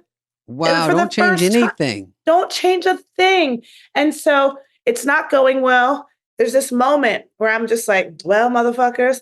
And Mr. Pedro Pascal, whose praises I'll sing till I'm blue in the face, and I'm sure people will get tired of me. Great show and a very likable, great actor. Great actor, down to play, down to look like a fool, down to look stupid like a dumbass, and also didn't try to curate his own show. That's the other thing, like to be very clear that when a host is trying to curate their own show. He just gave himself up to them. Truly. And I think this about that episode, by the way, unrelated to Lisa from Temecula, glad I got that off in that episode. When I reflect back on that episode, and I was talking to Mikey Day about this, I was like, there are so many sketches in that episode that could have been the one. There was like real stiff competition on that. There was a Mario Brothers one that was beautiful tape. There was Marcelo's protective mom sketch that was an absolute hit. So I haven't seen an episode quite like that one in some time, just where it's like there are multiple sketches in here that could have been the first sketch. Could have been the one. Yeah. And so anyway, Pedro is like, I think, I don't want to speak for him, but I get the sense is thrown by like, whoa, we all had high expectations for this sketch. And boy, is this like bombing right now. And he starts looking for I guess it's throwing him. And he's like, now I'm trying to, how do I articulate this? Like trying to see a cue card, but he's making it obvious. Like, remember, we're still in the scene, but now he's making it obvious. He's like kind of looking over and up and trying to see a cue card. And absolutely in character, unscripted, because it's bombing at this point. So who fucking cares? I go in character and I go, and what are you looking at? And then that's the biggest laugh at dress rehearsal is me going, and what are you looking at? And calling him out for like, just absolutely off cards. That's funny. And then we wrap up and at I don't know where I catch him. At Good Nights at dress, the fake Good Nights. And I go, the table wasn't shaking. And there was a T-bone steak. And he's like, what the fuck? And mind you, he's pretty straight man in that sketch. So the jokes aren't really his. It's not really about him. Right. And a lot of hosts would have used that opportunity to be like, see? To get out of it. Because a lot of hosts wouldn't have wanted to do it in the first place. Yeah. Okay. And then. Yeah, I'm just a puppet in this. Yes, they aren't the score machine yet. Nothing for me to play. Machine. Yeah. And so I was like, that would have been a perfect out. They wouldn't have fought him on it because it did bomb, and it would have been like a nice heartbreak to dish me. And he actually went in there and fought for it. And he was like, they gave her a T-bone steak. The table didn't shake. I love it. You need someone in that goddamn room because no one's in the room. You're not allowed. You need someone in the room. And having someone in the room, I've had every iteration of an experience at this show. I feel I was saying this to Heidi recently. I'm like, every version of it being the baby no one gives a fuck about, having a writer who was not only really fucking funny, but also in the room. I've had that writer go away and now have nobody in the room and feel like, oh, okay, I guess we're starting from scratch again. Like, and having someone in the room, nothing like it. Really nothing. Really. Marion, Game of Thrones, creating alliances who are in the room.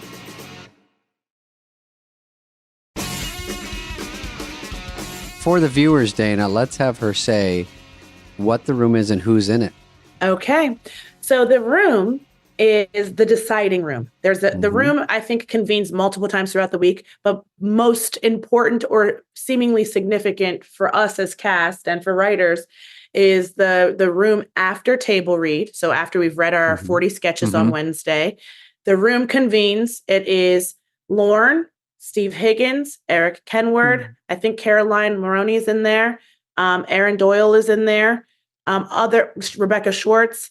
I'm not sure who else, but other people from the talent department, I believe. But those are the decision makers. Head writers are also in there. I left them out. Streeter. That's a lot. Streeter, Allison Gates, Kent Sublet. And that's what that room looks like. So you do the math on that. So that's who's in there. Okay. And then that room convenes again throughout the week to check in with the host. I think they have a meeting with the host on Friday, less pressing to all of us, but how are you feeling? How are you feeling? What do you like? What do you not like? Oh, you're confused about your role in that one. Okay. Well, okay. Oh, and a host being like, I find it fascinating. I want to be in that room one time, specifically the Friday room. I want to be in the Friday room because I want to know, I want to hear hosts, they start, not always, sometimes try to manipulate the system a little. And like, if they're not scoring, that's their opportunity to say, I don't know what I'm doing in that one. I don't know what I'm doing, or I can't wrap my head around this very straightforward character. Can't feel it. It's very straightforward. I'm just having a hard time understanding. I'm confused. So I'm just setting up them to kill, or Friday night at like 11 or 12 or whatever. Yes, exactly. So we've at that point blocked all the sketches pretty much. They're waiting on the pre-tapes. But they know what they hate. Exactly. And they start to plant those seeds. You kind of see it reflected in the run. Of death. The seeds of death. That is how you kill a sketch. That's how you begin to kill a sketch. Poison pill. Oh, that's good. It's a poison pill. Create doubt. Just create doubt. Yeah. They create the little doubt. And then you get the rundown. We as cast, the writers, everyone gets the rundown, which is to say, this is what our run through, the dry run on Saturday is going to look like. This is what dress rehearsal looks like. Which is long. And it's very long. We get to work at like 11:30 a.m. on Saturday, and the show wraps at No one realizes that's the earliest day you have. Yes, actually, truly, which is insane. And so only rivaled by pre-tape day, Friday, where we sometimes are like, I'm getting picked up at 6 a.m. But the dress rehearsal run down, if you will, on the left side of that document says who's doing update, which feels like a very secretive thing all week. And that's when they pick who's doing update? That's when we all get to see when it becomes like, and this is who's doing update. So it's happening, whispers behind you. You don't know people, if you're close, are going, have you heard about your update? Do we know who's doing? But it's all very like secret. But then when that rundown comes out at 11:30 p.m. on Friday or midnight Saturday, you go, oh, that's who's doing update. And so then on that left side, when you see the order of the sketches in this dress rehearsal show, you go, yes, at the Friday meeting, the host has planted a seed of doubt. That sketch went from fourth of the night to now second to last of the night. Yes, wow, exactly. I kind of loving these hosts. I love the deviousness. I like a host and they're going, I mean, I don't know what's funny. To me, it's not hilarious, but I trust you guys. Like, and the assistant next to him with a little notepad. Oh, and kind of a sweater. And mind you, the assistant and them and the publicists have already had their conversation off to the side, being like, everything's a side chat. It's so gross. Everything's a side chat. It's so crazy. But so then, but when you can sense that a host has done that too, then that just creates a sort of like, well, that sucks. Because also you want to you're like on Tuesday when you go to talk to a host about the idea you have for the week or the ideas you have. And oftentimes I'm a pretty direct person. So I'm like, you can literally say you hate it. You're not going to offend me. You can tell me like, I really don't want to do that. Come Wednesday, even if it kills at table, I'm going to, in that meeting, veto it. So I don't want to do it. Right, don't waste my time, basically. Don't waste my time because I have other ideas. I don't want to write it. And it's cool. Yeah. Yes. It takes hours. It takes hours.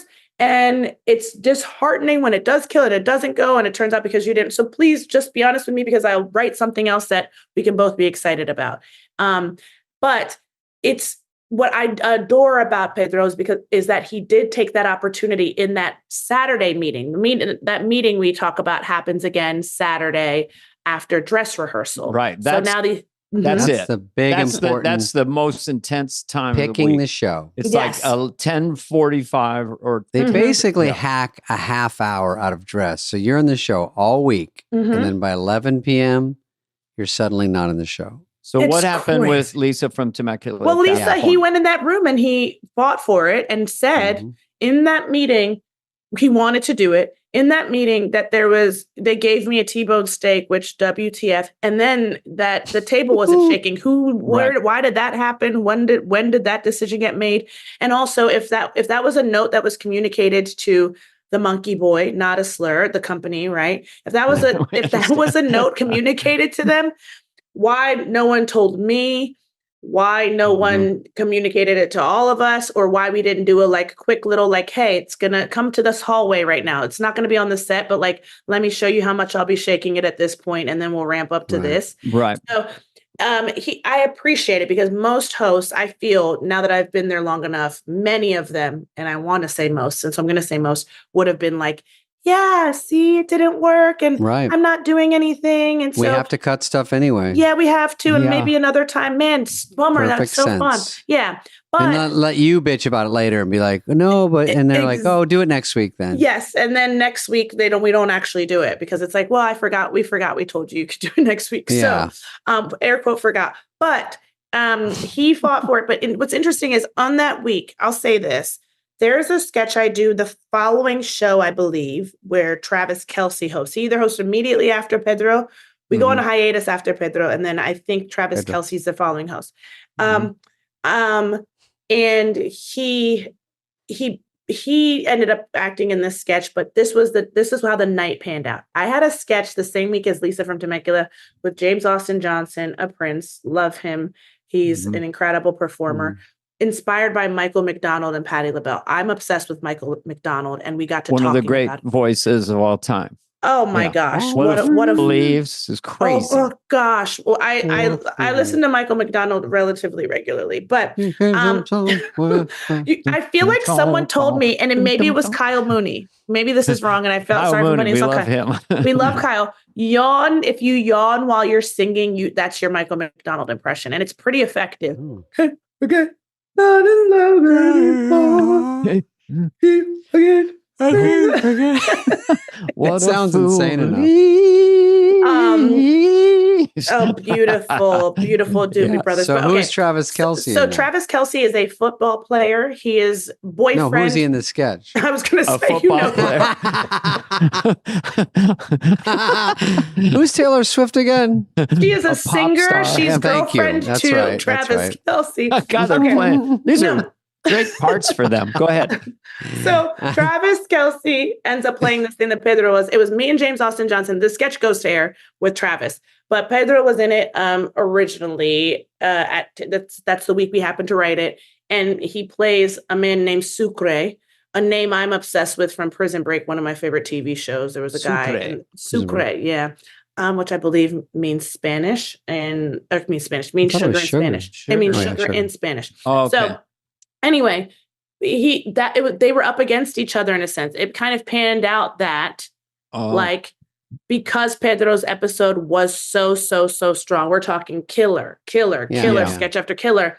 This sketch with him, I don't remember what it ultimately, family meeting is what it's called. It was Pedro. It was great. It actually did really well at dress. Okay. And so after the meeting, the big meeting, the Saturday 10 o'clock PM meeting, that one is still in the show, as is Lisa from Temecula, but they're back to back, basically, like commercial break between them. And it's like, we always know you go into dress rehearsal with a longer show than you have time for, generally speaking. Yeah. And something's going to get cut for time on air. And sometimes that cut for time thing ends up on the internet, on YouTube. And sometimes it's just like, no, that sketch is cut and you're going to have to try it again. It came down to Family Meeting and Lisa. And Family Meeting absolutely proved itself at dress rehearsal. I was in it. I helped write it. It's also something I loved and was passionate about. And Pedro was so great in it. And ultimately, Family Meeting got cut in favor of Lisa at the end of the show. But I remember, I was sure Lisa wasn't going, for how built up it had been all week and for how crappy it was at dress. And so Tom Broker comes up to me, my quick change costume, who is my people are scared of Tom, and I find it fascinating because he's my closest person. He was there when I was there. Yeah. I had not seen him in years, and then I was just pouring my heart out to him. just seeing him, and you're doing the dressing. Just you're throwing back to back. I was just saying that to a new cast member too. I go, I don't know what it is. Something about, I said, when I first got here, I feel like to SNL, I was quite, I don't want to say cagey is not the word. It's the first thing that comes to mind. It's not the right word, but for the sake of being concise. Cagey, and like somehow I found myself talking a lot to Tom though. And I go, is it because I'm in a closet with you with all these clothes and something about, there's some intimacy about this. I know. Yeah. And I was like, I would talk to him though and tell him basically everything. But Tom comes up to me and goes, get dressed for Lisa. And I kind of. Oh, is that how you found out? Yes. And it was like right before we were about to do it. And I mean, I had to get dressed in 60 seconds because I was sure that wasn't going. Stuff. And I love it. He goes, get dressed. And this is just self-protective. Okay. Cause at that point I'd been heartbroken, if you will. And I was like, this is crazy to build up to have that then go that way. And so much was out of my control and it wasn't a matter of performance. And I don't even know that I feel the audience got to see the sketch because all the technicalities. I feel like I'm not a big eye roller, but I like to say, and he and I are very close, I feel like I rolled my eyes and I go, really? Because I was so hurt. I was like, I can't believe. And I go, so what? It can be a throwaway sketch now in my mind. And I didn't say that part, but I think that's what was going on in my head. I was like, at the end of the night, oh, okay, really? But you lost confidence in it. I lost confidence. Yeah. And I was just, and that's what that little, we're so close. And he probably didn't even read it as attitude, but I try to stay generally positive. But I just remember going, really? And then going in the quick Did you change almost want to do the one that worked? Damn it, David. That is such a good question because I think about it. Everything would just be so different for me. It's wild to think that. If like they said you pick. Yeah. No, this thing went very viral. It's millions of YouTube views. But if she got the pick, she might say, I just want one to work. Just give me. I just want one to work. We know that one worked, and fuck it. I don't know. Yeah. I'm kind of salty and pissed and hurt about this other thing, and so fuck it. And I'm glad it wasn't up to me because I might have picked Family Meeting, which would mean a very different trajectory for me because I think Lisa from Temecula, not to be haughty at all, but one, I had so much fun doing it, but two, I think it's the moment people are like, oh, she's a really fun sketch performer. And then people who listen to me on Comedy Bang Bang, that podcast, which is improv, Scott Ackerman, Scotty Ox, know me to be insane. But I don't think up until Lisa, everyone has just considered me this like very polished. Listen, I like to look nice, guys, but I'm an insane person in real life. And I do comedy because I'm wild and kooky and I might look like I'm put together. And in ways I am, but like my comedic sensibility, I think is like been largely reflected on Comedy Bang Bang. And those fans, when Lisa from Temecula happened, goes, crazy stuff, that's the ego I know who's been on this podcast for all these years. That's where we've been waiting to see that on SNL. And so I'm glad it worked out how it did, because I think for the first time, the larger audience could say, oh, that's her comedy. There's something to point to that. It's like when Debbie Downer happens. There's some now and then that blow up, and it's very hard to get something to kind of blow up. It's so hard. Even if it's a good sketch, it doesn't mean it. It just sometimes they kind of hit. You go, oh, people are coming up and asking me about this now, though. So something worked there. It's kind of...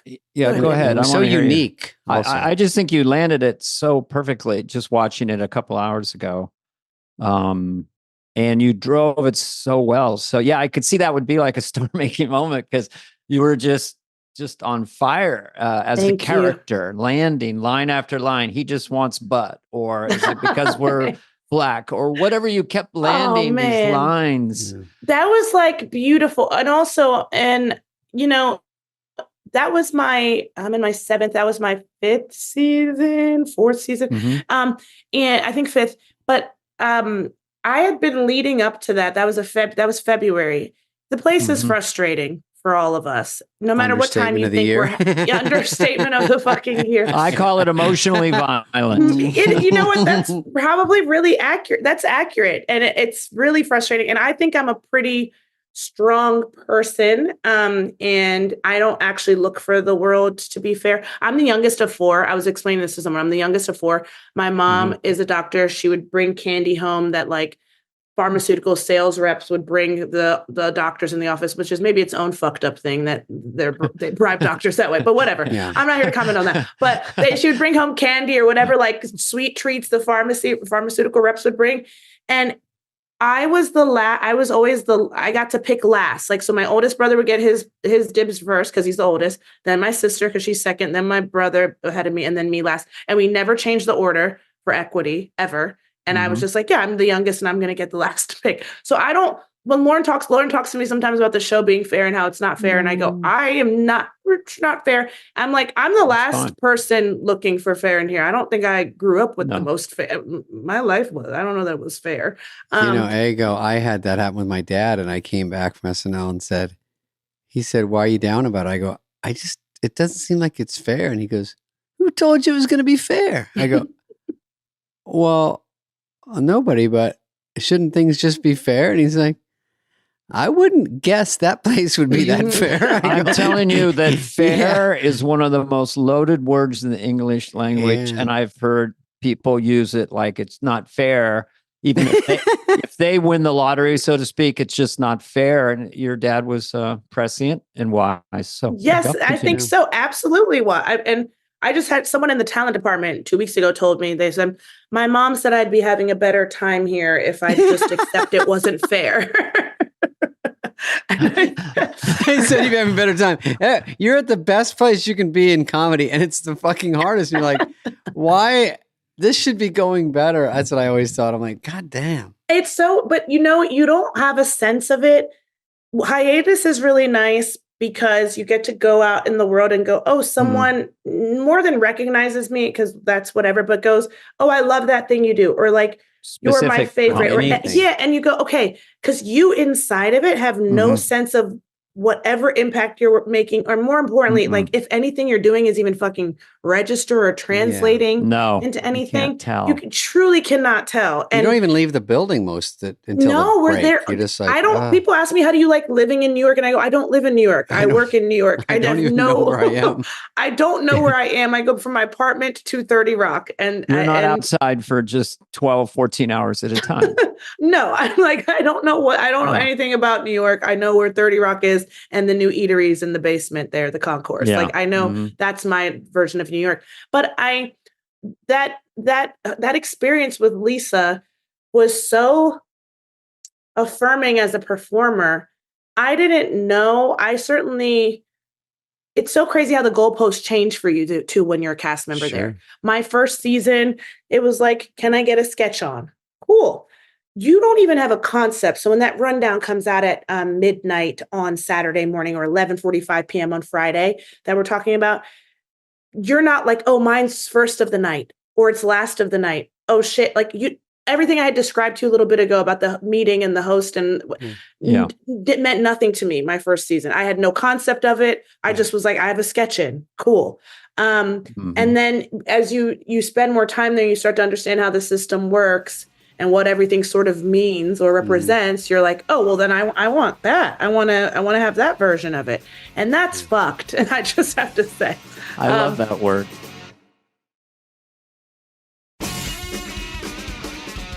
A sketch early in read through I never knew was, you call it table, but my first week I handed one and it was fourth. And they were like, that's good. I'm like, why is that good? And they go, you don't want it at the very end. You don't want it, unless it's the very last sketch. Sometimes people wake up for that. But once you go there, we used to do like an hour and a half, then have like a little break and to wake people up. Then you do another hour and a half or so. And that second half was just death. Those first 10 get the most attention. That when I was there, I don't know if it's the same thing, but that's something I never knew. It's true. It's the same thing now. Another thing I didn't realize until like my third, fourth season where I was having a really good time and Anna Dresden and I were these like having the collaborative experience of our dreams. But a lot of our sketches would be, okay, they would read like the monologue and then the cold open, and then our sketch would be the next one up. But I felt, and that was like a few weeks in a row, and I go, pretty damn cool, pretty cool. But then when that stops happening, you're like, oh no, but I want that again. That thing that I didn't even know was a thing. Now I want that. And I feel its absence and I'm chasing that again for no reason. But I was telling someone last season, I go, I actually don't fuck with my sketch being too early. Let's get like 3-4 read before mine. I'm like, I don't want it to be the very first sketch proper. Because sometimes the host is not, though they've read their Warmed monologue, up. they're not warmed up. They're not quite understanding how it goes. And yes, you can have prepped them beforehand a little bit and have that little conversation with them about what your piece is and kind of what you're expecting and hoping them to do in their performance.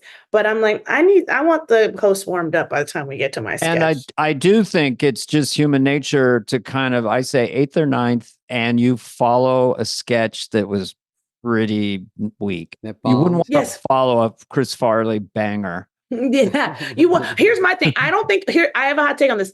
Not weak, because I feel like it's going to be hard to make the not too chart. Weak. Yeah, the chart, it's going to be hard to get them back going again. Granted, if you do get them going after a really weak one, you go, oh, this is probably going to make it to dress rehearsal, because that really took us from 0 to something. Yeah. But I'm like, I want it to have done pretty well. Like just pretty well. Okay. Not a banger before me, but just pretty well. You really have this show down. I mean, we've interviewed a lot of people, but this has been it's stuff I'm learning. Yeah, remembering again. It's great. Keep I'm going. insane though, and is the truth. And I overthink. I don't know if it's overthinking, because it's just the way my brain works. And I have tried. I'm like, I should sedate myself a little bit more. But my brain is like clocking 1,000, which is why I go, am I the right person for this job or the exact wrong person? Because I wish I was just like a touch more ignorant. Like, where I go back to that first year version of the cast member, it was just like, I just want to sketch on. All I know is let's try to get a sketch on. And now no one has explained any of this shit to me, but I've slowly picked up on it myself over the years. And like, and this means that, and that's that. And I go, it's probably giving me a headache and breaking my heart more than it needs to be broken. You know, when you do something like the Lisa sketch, do you, and you've seen, I'd been there, Dana's been there. When you see someone do something like that, but you haven't done it yet, it's sort of interesting to say, what is that like when it kind of blows up? And then you got in one. So it's like another level of endorphins where you're like, oh, this is what it's like when something really hits. Yeah. It's so fun, but no wonder everyone chases it, because it's like, God, I want to do another one of these, or I want to do something else that works like that on that level. Yeah, it was like drugs. And I say there's so much that feels like drugs. There was a season I had, so again, I'm in my 7th season. There's a season there where my expectation for what they would allow me to do at SNL, just being the 7th Black woman in the history of the show, was pretty, I don't want to say low, but tempered. I think I'm a good performer. I think I'm a confident performer. I know my comedic voice. But I also know I was like stepping into an establishment with that history, and it's a machine of its own, and I'm one person. And so I was like, my goal felt pretty limited there. And then to have had these experiences, I'm like, yeah, you get the drugs in your system. So like I'm like my 3rd season, I feel like Kate was away shooting maybe Tiger King at the time, and 80 was away doing Shrill the final season. And I can't remember where Cecily was, and they were letting me do every fucking thing, and I was having a ball. And it was interesting because I didn't so we were also in COVID times then, so the world was still shut down, but we were back in studio, not the at-home episodes, right? And I remember getting really upset because I wanted to do this update that kept killing, and I kept going, it's me as myself talking about dating, current dating. We don't have a dating representative, and we still don't have a dating correspondent on the show. And I want to talk about it. And that's my 3rd season. So all these seasons ago, and it killed, right? I wrote it on my own, killed. They had someone else more junior to me do a thing that didn't kill, that then went on to dress, or maybe even made to air, and didn't kill. Okay. They're like, wait your turn. We're trying to give this person a shot. And I go, okay, not how it worked for me, but that's fine. Salute, right? That's fine. Then I go, okay, now this piece could live again. Feels topical. Maybe it was like Valentine's Day. I don't know. But I go, okay, I'm going to submit it again. Hard to do because they've already heard these jokes, this whole table read audience, it's got a right? Stink on it. But I go, one thing about me, guys, if I'm going to resubmit a sketch, I want you to know, and writers who have to work with me on this, I'm sure detest me, but I go, we're rewriting the whole thing. Every joke is brand new. Really? Oh, really? Oh, okay. yes. Wow. I do not believe it. And so let me be honest, I'm not resubmitting a ton because of that, because I go, unless we're going to be really rewriting it. And listen, if it makes it to dress, let's take it back to the original one. But we have to earn these laughs at table and make people go, oh, this is funny again.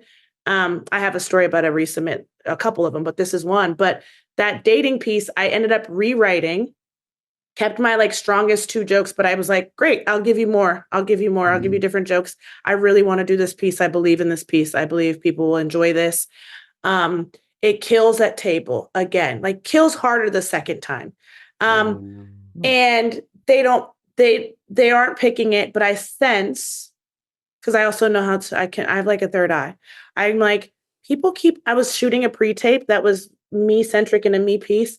And they go, somebody was like, how's the tape going on a Friday? I go, no one's ever texted me about how pre-tape's going. I was like, And then someone else was like, when are you back at 30 Rock? And I was like, they must have had a meeting about how we're not going to do that update. And they know I am going to speak up about it. And I go, and everyone's doing a little temperature check before I get to 30 Rock. And I go, You and really are perceptive. I am. I have to say. I was like, it was like, this is weird. I mean, how's the tape going? I was like, what's going on? So sure enough, they were not going to let me do the update. And they sure enough were doing a temperature check. And it was like, because it was crass, it's very crass. And I guess, and it was sort of like, that's why? Yes, it was pretty crass. And it was like, if you do it as a character, but as ego, we don't want necessarily ego telling those jokes, but a character could tell those jokes. And I go, ego is not crass. Ego is not crass, but here's the thing. Yes, she is.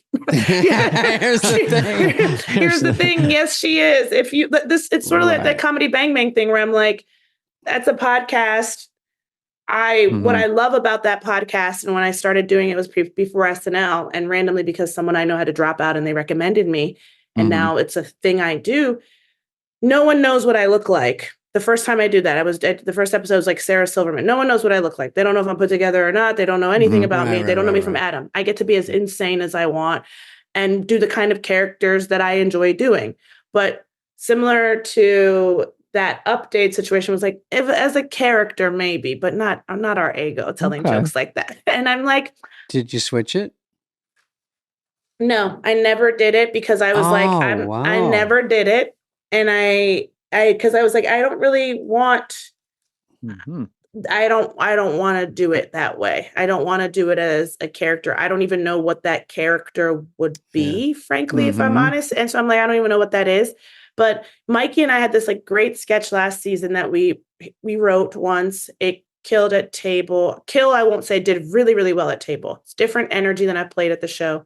And then the host pulled a sort of like, I don't know what I'm doing. And So great. It goes away. And so it made it to dress and then it goes away. Even though it did pretty well at dress. And then we rewrote it. We resubmit it, right? They were like, you should bring it back. We love that character for you. And we resubmit it. And I was like, I did that thing I do where I go, oh, honey, it's not only done well at table and played at table, it's gone to dress. We have to rewrite this sketch. It can still be the same, but every joke is going to be different. My name is a different joke. Everything's different. And it killed harder the second time at table read. So this group of people have already seen it at table, seen it at dress, seen it at run through, seen it at blocking, and it kills harder with this rewrite. And Steve Higgins, one of the producers of the show, comes up to me and Mikey and was like, I think that's the first time I've ever seen a rewrite be better at table. Better. But that's my rule, though. I'm sort of like, I don't take anything for granted.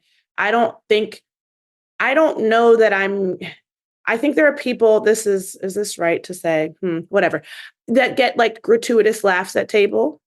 Like, I do think there are people that get gratuitous laughs. And I'm like, there's happy. Favorites. There are. And I'm not assuming I'm one. And so I'm like, we have to rewrite. If we are going to be resubmitting something, let's not expect that people are going to go, oh, love that. And I'm like, let's rewrite. Do you not want eye rolls of people going, here we go again? Is that kind of?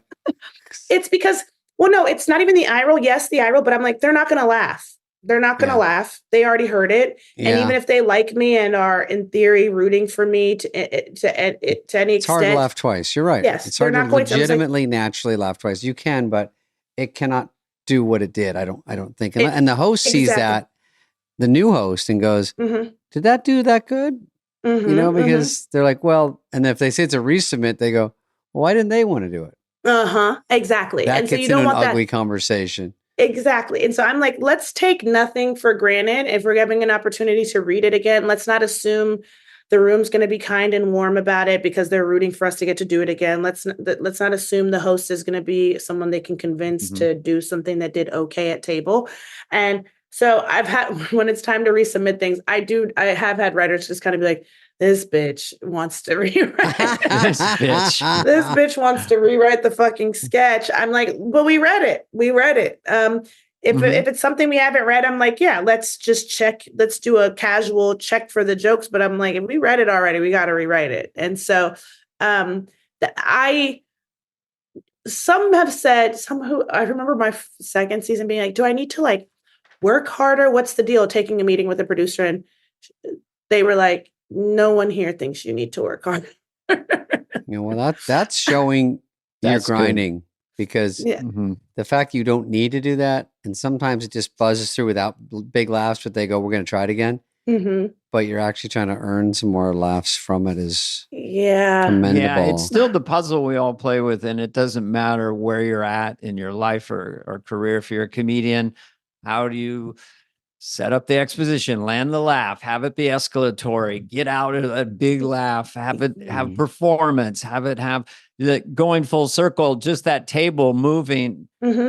And I always say funny with the sound off, guy in a bar looks up and would laugh because it keeps getting to the point of ridiculousness. And no one at the table is going, what the fuck's with the steak, and getting up and walking away. They don't say anything. And the tension of that is just allows you to laugh so hard. And of course, your character is the driving force of that sketch. But anyway, so that's all you could do. If it's your first season, 7th season, just try to solve the puzzle and just make it funnier. And fun. It was tread water, stay alive. Yeah, it was really cool. That experience was so special because I had been like, by that time in the season too, just kind of, honey, I don't know what they want from me at this point. Because Lauren does a thing too where he's like, new move. We've seen you do that before. Like, so we want to see you do something different. So you start to be like, well, this is my comedic voice, right? Like, this is my voice. These are the kinds of people I think are funny. And you're telling me like 4 seasons in, like something else. And I'm like, oh, okay. All right. But it's funny because I don't think Lisa's some grand departure from what I've done previously, but there's this physicality to it. But it's that one was, by that time in the season, I was sort of like, I don't know what they want. And I'm at a loss. And so when Alex and Gary said they had this piece for me, I would have, like I said, normally been like, and where does it go from here? Let's actually talk this through. But I was like, if these dudes think they have a piece, great. I'm going to let them go off and write it because I write as well some too. And so I sometimes want to get in there and I'm like, listen, this is their baby. But then once we got to, when was it? Like the 'Cause We're Black. I've seen people go like, did you improvise that? I improvised it not on air and not at dress rehearsal. I think on Friday at blocking or something. I was like, I feel like she should say something right here. It's actually kind of funny if she says 'cause we're Black, given the only other Black person here is Punky and the person who's approached them is Black. And then there were these moments that I was like, I think this needs a line here, or she should say this. So then it became collaborative on the back end, which was really cool. And I hadn't really had that experience yet, where it's like, yes, you wrote this for me and it's such a gift. And now we both get to meld our minds at this stage of the process where it's, okay, it's in the show, at least to dress. Let's try to like make it as good as we can. And here's my thoughts as the person performing. Maybe she says this as well. Maybe she does this. In the real performance, I had a lot of joy because I just had no expectations of it. So too, when I think about like if it had moved up in the night, right? If it had killed at dress and then it's second of the night or something like that, how free of a performer would I have been in that regard? I did not expect to do the sketch. So when I hurried and put on my clothes to do that. You're like, what's this one again? Yes, legitimately. I was like, I've kind of started to block it out of my head and scrub it from my memory because it was such a flop. But then I put on, the writers didn't even get to find me to tell me they like cut out a whole middle of the sketch. So there's a moment where I like pause. There's a moment of air, if you're really paying attention in it. And it's someone else was supposed to have a line in the original version, but in the like last minute, you guys are doing it. And you need to cut out X number of pages. Mm-hmm. They cut out this whole chunk.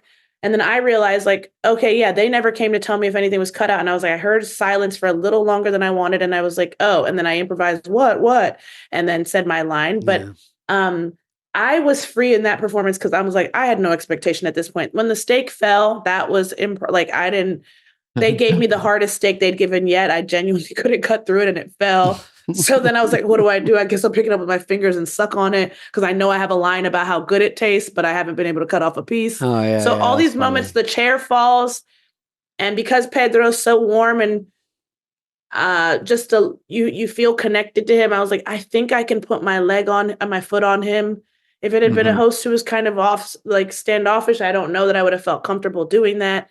But all the pieces, it's kind of magical. And then you do want to replicate something like that, right? And have another Lisa from Temecula. That's the thing you're chasing. Yeah, but you can't, it doesn't work that way. It doesn't Like work. you didn't even see that one coming. That was out of the blue. Yeah. But that makes every week kind of fun because someone might write. And if someone writes for you, that's a gift too. Just someone huge. If they seek you out after the sketch, if there's time during the commercial break, it's kind of nice. If you collaborate with a writer and you're both kind of celebrating just for a second.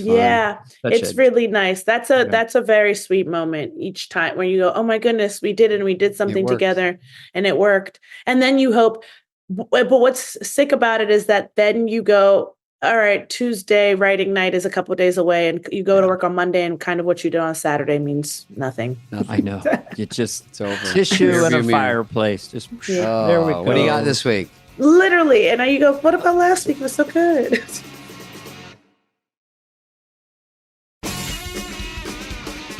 God, we've learned so much about SNL. We do want to ask about your new podcast because thanks, Dad. It's out now this week. It's out. There are several episodes. Thanks, Dad. It is out wherever people get their podcasts. I was raised by a single mom. I don't have a relationship with my dad. As I say, I'm not going to have one with him because turns out he died last summer, guys. So, which is okay. And Dana's giving me thumbs up. No, I didn't. That was the funniest thing I've ever seen. Somehow there's a thumbs up that pops and show on the it screen. it's unreal. You just said, I'm so sorry. And then the worst possible timing I go, my in dad history. is dead, and Dana's emoji thumbs up. Steve thumbs up came up, and I was completely we love a dead dad, but no. Very odd way of mourning. So thanks, Dad. So this is a podcast working through these issues, or it's what is it? It's not even. It's I basically invite guests to be my dad for the day, and I get to ask them questions I've always wanted to ask a dad. And so things like, how do I know if the guy I'm dating is the right one for me? What do I look out for when I'm buying a car? Tell me about buying property. What are some tips you have in that regard? And so they give me dad advice. I get to hear about my guests as fathers themselves or parents themselves, and I get to then hear what their dads were like. And so we have this lovely, vulnerable, fun conversation. But it's light. It's light. It's vulnerable. It's fun. It's all the things.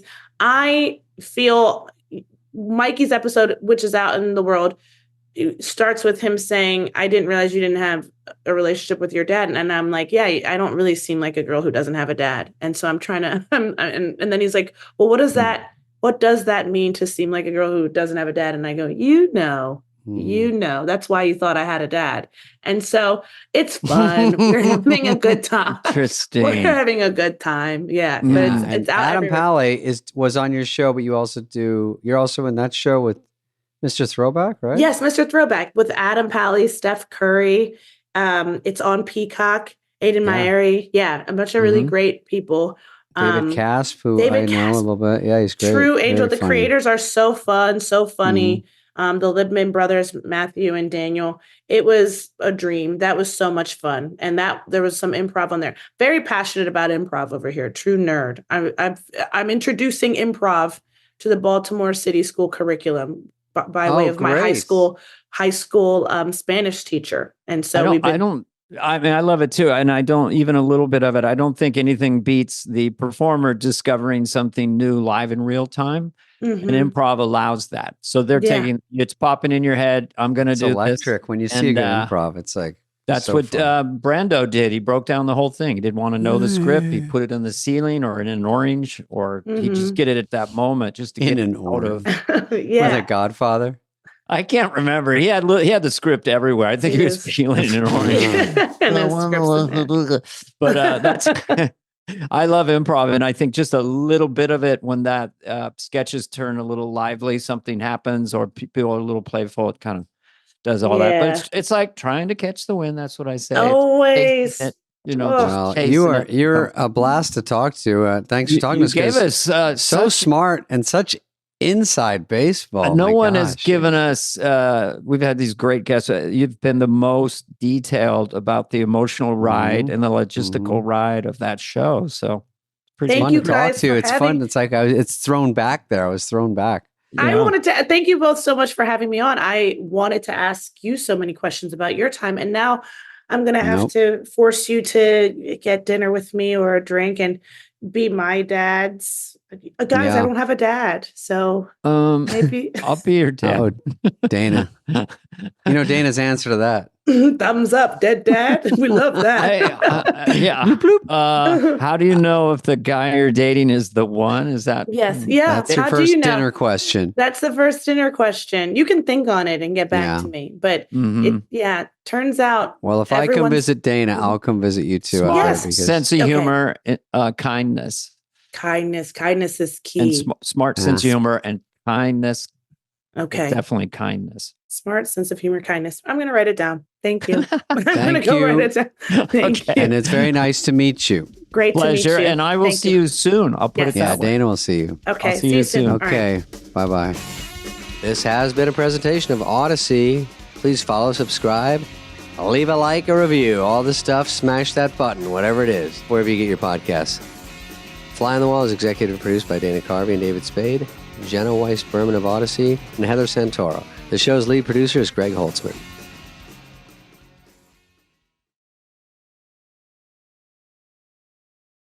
We've got a good one today, Dana. One of my favorites, Melissa McCarthy. I've been trying to get her on here for a while, but her and Ben Falcone, her husband, came in, and lots of good hard laughs, along with some info and interesting stuff. Right? We get into basically a classic as of now, Bridesmaids, and how she got that part, what she did in the part, and how that came through. We talk about Ghostbusters, the all-female cast that she was a part of, and we talk about when she went on SNL for a few episodes doing Sean Spicer and driving the podium around New York. Yeah.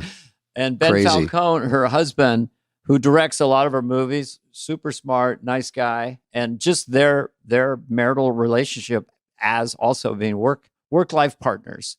So you'll see him in a lot of these movies because if you don't know him by the name, you'll know him because he's a funny performer as well. He sat next to her in Bridesmaids. I'll say that. I think everyone's seen the movie already, but every time I get on a flight, there's someone watching Bridesmaids. Yeah, still, it's just a great movie. And Melissa had worked, but then that one just like blew her up, exploded because she was so good in that movie and just had this long career. They're very humble, nice people, easy to talk to. So I would press play if that's what you do, or just stop. Did they meet in the Groundlings? Is that how it happened? Yes, they met in the Groundlings, and we do talk about their love relationship and when they knew and when they first saw each other. And it really happened in one class, one time when Ben gets on stage. You'll hear that story. It's really fun. Yeah. So here they are, podcast. Melissa McCarthy and Ben Falcone.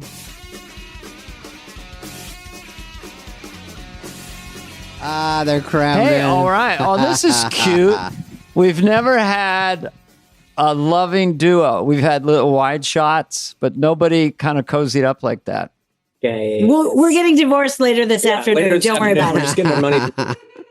That is my theory, and it didn't work. My theory is that when couples come out, celebrity couples, and say, it's just never been better, it's just so much love, and they're on Instagram and stuff, divorced 6 weeks later. That was my theory, but I fucked up with Ben Affleck. I thought they were going to stay together because it seemed so obvious that they were having trouble. So fucking real. Yeah, you can swear on this podcast, but we won't swear very much. Dana and Boys. I are separating later today Oh also. no. What hotel are you guys staying in? I mean, you don't have to say the name, but that's a very nice. We're- That's not your house, Yeah. is it? This is we have a little place here. Oh, Like, here being wherever that is. We don't wherever want to cause. We don't want to cause anything. Wait, okay, but so are you shooting something right now presently? She is. me? Well, or she did. Only Murders in the Building is everywhere. I did that Heard a of while ago. David. But it's out now. It's on Hulu.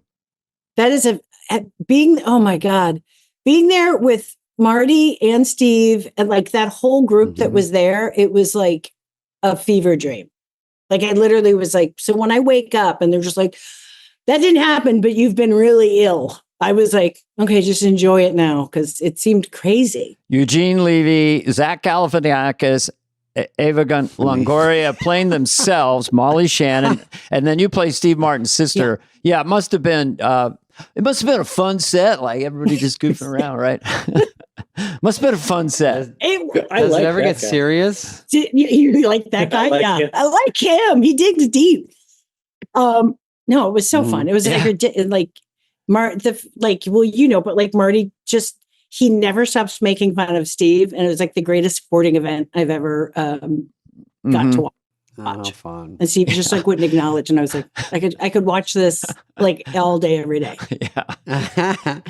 Plus, doesn't Steve help write? Because to have someone like those two guys even throwing jokes in or just being in the vicinity of how fun, it's just too perfect. It's they're dream boats. I'll say it. I'll say it too. Those are my two Mount Rushmores because I'm in college in the late 70s. One's on SCTV and one is touring the world in stadiums and Wild and Crazy Guys. So those are my two from my age group. Yes, which is my age group. Yeah, those were the two. Those were like two of the guys you were just like, you're never going to meet them. That'd be crazy. That guy's doing what I want to do better than I'll ever do it right now on television. But I can dream, So you are not currently promoting anything, you two, for this podcast, or are you? We are. We are. Well, that's okay. But we would have done it anyway. Let's get it out of the way, and then I've got some pretty deep divey questions. Yeah. Well, if it's on a post-it, it's pretty intense. Those look like one word. You just showed us something where I just see serious one word. Spread. Raccoon. Don't give it away, Dan. Not giving it away. They don't see it. No, I have others. Great 6 hours ahead. Okay, what are you currently? What is? I was going for the name of your production company. Only for us, On or the one Day. at a time. On the Day Productions. What is On the Day Productions up to? Well, Ben and our good friend Steve Mallory, who we've written movies with, we met him at Groundlings, super funny guy. They have written this bizarre medieval comedy so we're doing a podcast that's like a radio play. So you always explain it best. Yeah, so really we just did the hardest version of doing a podcast that you could ever do, right? So because I sort of thought, it'd be fun to do a podcast, but then it's everything that you have to do with a live action production, except we don't have the visual part. But I mean, it's a fully produced show called Hildy the Barback and the Lake of Fire, and it's a comedy medieval, radio play. It's like basically like a book on tape. Yeah. But with a ton of different voices and funny people. And super funny people. And then they were like, we should make it harder. There's an original song in each one. And I'm like, we're doing this really poorly. Yeah. Because this is taking so much work, but it's really fun. It's been really. Yeah. I did it during the pandemic. It's called The Weird Place. Went through everything you just mentioned.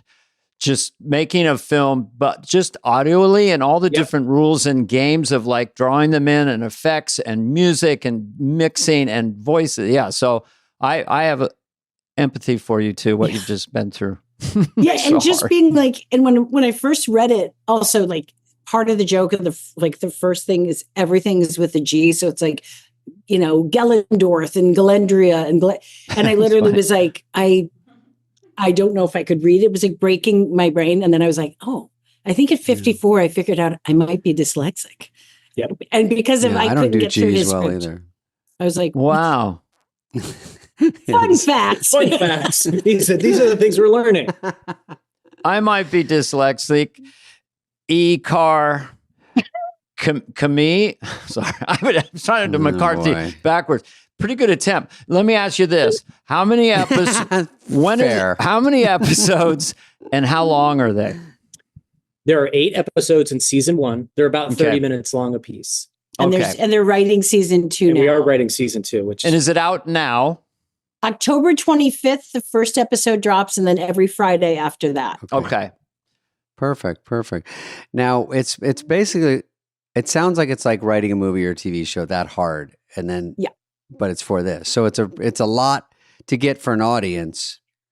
For a podcast, that's good. It's good for the audience. It's a lot, and it is like so many weird tricks, because when you're like, well, wait, we're talking about like, there's centaur, like all of these things, and I'm like, how do you describe this crazy like Middle Earth world that's also a comedy without just pure exposition? Yeah, so that was the biggest thing, was to try to, and so Octavia Spencer is our narrator, so that was step 1. So we just got a great narrator, so she can say kind of anything, and it works. Yeah, that seemed definitely. And you're like, oh, that sounds wonderful. Geez, we're smart. Smoky voice. Yes, and she can fill in gaps and stuff to explain. Marlupio was sad as he galloped through the forest on his brave stallion. He drew his scepter at an oncoming stranger. You're hired. I was going to say, you're absolutely. Here's the deal, which you guys are ready for it, but maybe this will become a feature film, because it is like sort of a, or a series. But I learned with that one, because we had 8 and everyone loved it, and they came out. Oh, yada yada do. Now where's 9? What? You're like, that was so much work. You're like, never. It's like Bridgerton. You got to go in 2028. We will have the next one. Yeah. So you just be ready for that. You'll have super fans that'll be obsessed by it. And when's the next episode? 2028, bitches. You don't have to say bitches. I just threw that out. Well, I think I like it now, though. Yeah. And I'll steal Spade's Bridgerton thing. I'll be like, yeah, I just thought of that. Take anything. Well, is it PG-13, or do you have actual audio sex scenes in this thing? Let's get to it. Oh, there's lots of swearsies in it. Lots of swearsies. And then there's centaurs that are super sexually fluid that want to hit everything in front of it except me. And actually the elves, kingdom of elves. It sounds funny. And the elves have sex with everybody except for Hildy, who's Melissa's character. So why is Hildy not getting any action? And then as a parting gift, they give gifts to everybody, and their various things. And then I'm like, oh, what is this? Is it a magic potion? And they're like, it's conditioner for your hair. For your really dry hair. My hair is so dry. Okay, so I get where it's coming. Does your character ever comes from love. Do you ever pound on the chest of a prince and say, "You impossible beast"? Does that ever happen? Again, we're hiring that character. Season 2, yes. Yeah. No, but I do. Beast. I do climb. Do I have to climb inside the giant's urethra? She does. She stabs a giant in his urethra. So this, okay, so it's Fantastic Voyage in a different way. You're going inside the body through the urethra. So it's sort of an adult show. Just the once. It's adult. It's adult. It's adult. Okay. Yeah.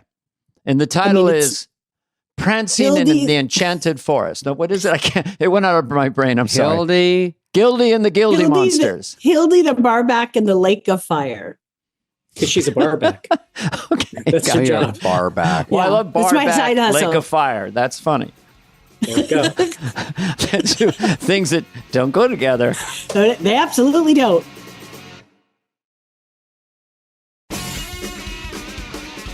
Melissa, I was on the road this weekend, and I realized when people talk about the weather, it's just a nice thing to talk about, and people think it's very trite. But if you're in an elevator, you go, it's kind of hot today, and they go, oh yeah, everyone sort of agrees. It's a good starter.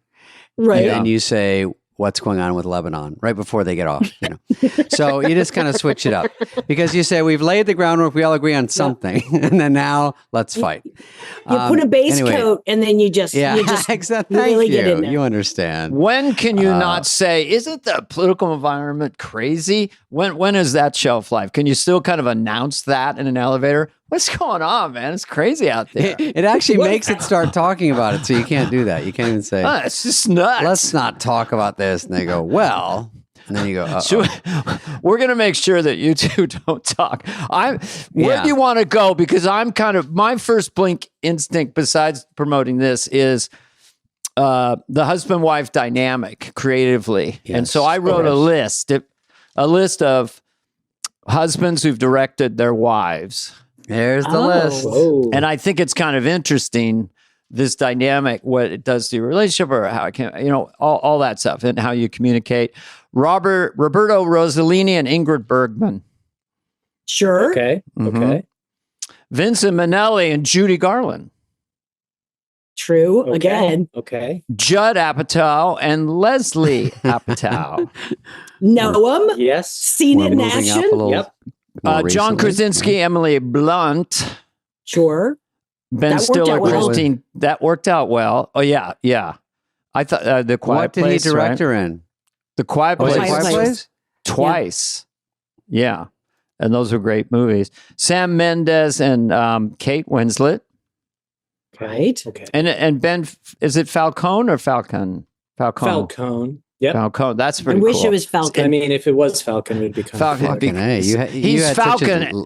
When the kids go to bed, chance. he becomes the Falcon. I mean, it's so. If I was a I mean, kid, Yes, I it's would say it very, was Falcon.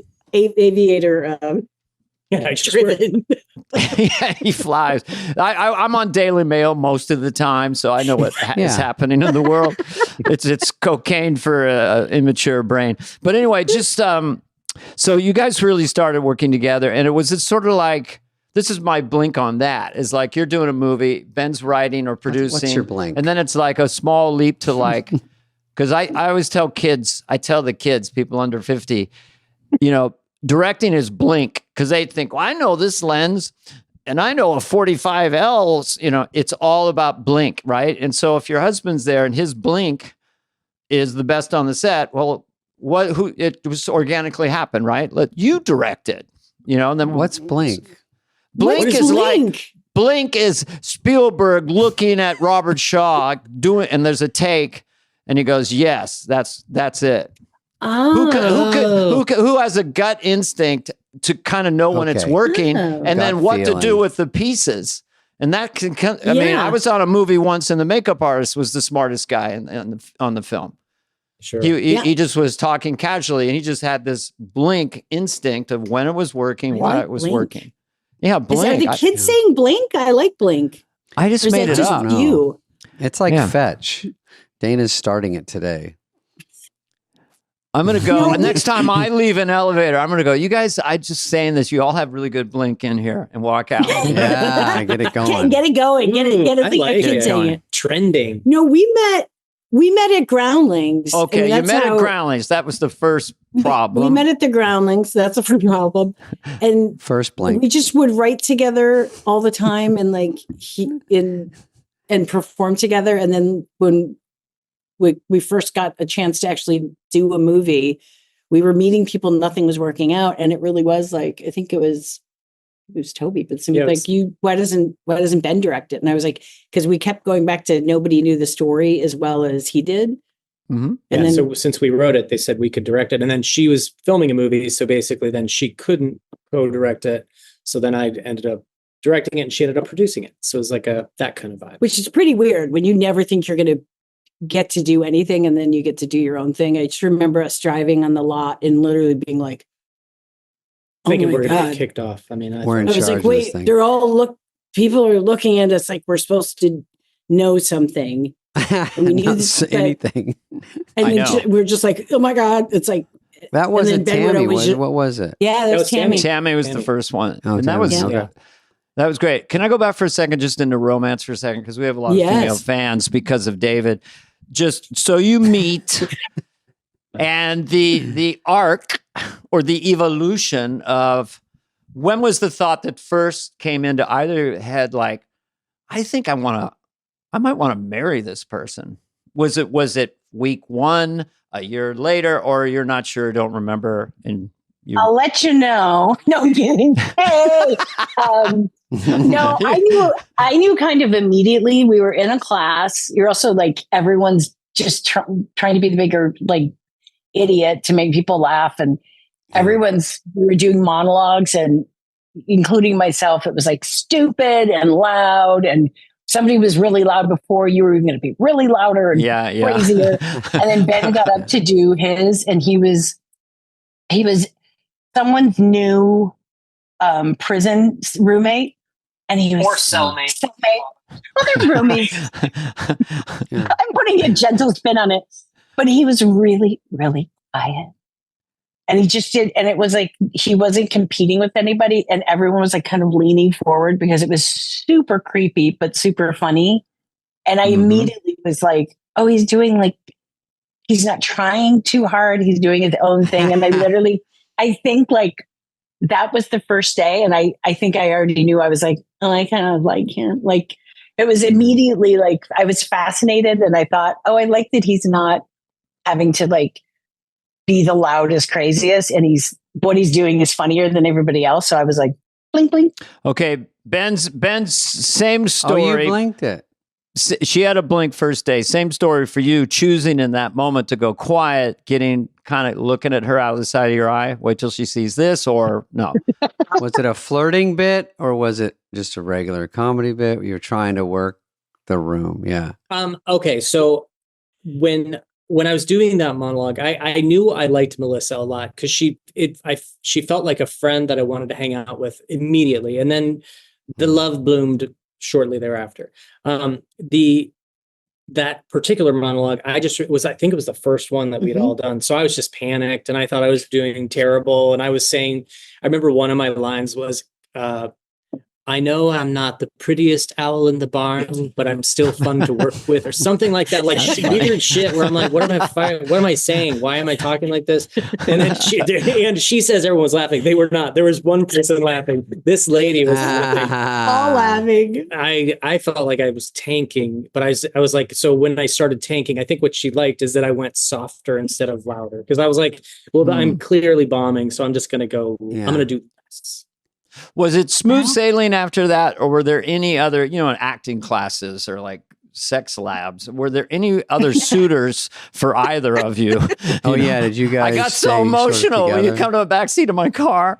But This class was so deep. Acting classes. I mean, come on, it's a petri dish for It really is. They But tell you you to guys make are out with pretty someone in much- a scene. Do you have to kiss ever in scenes, or no? It's not really acting. It's acting, but it's more improv, or Yeah, But it you have was to read written scenes, scenes. and they were written scenes and improv scenes, both. okay. Mm-hmm. But no, we never did any, like, there was no like, oh, well, write a smooch into a scene so I can kiss him. It's more Right. like afterwards at like a really dive bar. I was like, well, if you're going to hang out, I'll have if you're going to have another beer, I'll have if we want to hang out. So we kept on hanging out and just having way too many, because we're like, we wanted to hang out, but we should And have no one would make a move, kind of thing. Yeah. Oh, that's so sweet. There was like no one revealed their cards initially. Soon we're No, because I laying on think a we Pac-Man became such good machine. friends. And also, like, it's that weird thing of when you're like, I'd like to change the dynamic. Like, I don't know how, Right. I think both of us didn't know how to weirdly bring that up, but we were both, I've been wondering about changing the dynamic. That's a I'd funny like to line. change this Yeah. in a different direction. Is this character that because changed if- the dynamic guy in a movie? Because that's pretty funny. I like Yeah, to I like change it. the dynamic. Something Garth would say. I'd like to He change starts the talking about dynamic. owls when he gets nervous. What about you? Also, if you say that and then the other person isn't into it, then it ruins everything. I know. The I think dynamic that was the changes thing no of matter like, what. not only would a relationship not work out, but then you're going to lose like someone who's become like one of your closest friends. So we Yes. just did it. And then, so it was like a weird start, but But then that was what, Yeah. 25 years ago. Yeah. So it's, Good Lord. And then no, you start working together, start doing stuff. And the directing, first one writing, together was so- Tammy, but you were doing a movie before that, or you were in Gilmore Girls at some point around we this did era. Gilmore. We had done Bridesmaids together. we were married We were already. Yeah, we were already married. We you were were married on married. that. Okay. We've been married 19 years, just a couple of days ago. Yeah. So I went to junior college. I'm going to call it 2005 then. Yeah. 19 Yeah. around. Yes, actually. Yes. Yeah. Mhm. And so Bridesmaids, when was that? What was that era? That would have been 2000. I have it 11. 11. 2000. Yeah. Oh my God. So you've been married 6 years when that happens. And when Yeah, does so Tammy what? happen? That's first time Ben directed? It was, that was not so long after Bridesmaids. 2 Like years I after? think it came out in 2014. Yeah. 10 years Okay. ago. So how did Bridesmaids do? I was out of the country during the time. Was it a hit? Flop. It did pretty well. I'm kidding, right? No, Ben was a hilarious in Bridesmaids because I didn't know you guys were connected in any way in real life, and and when he comes, it's just such a great score part and funny, and of course Melissa was. Did you know after that Melissa was that sort of a bumping up, move the needle sort of situation, career Oh wise? yeah. For everybody. Oh my God. That's because we were all in Groundlings together, and like we couldn't believe when Annie and Kristen were writing a movie for Judd. I just remember all of us being like, is that possible? Like we were truly just like, we were so happy for them, but it was also literally like saying something that you're like, what? Like we couldn't process it, but it was so exciting.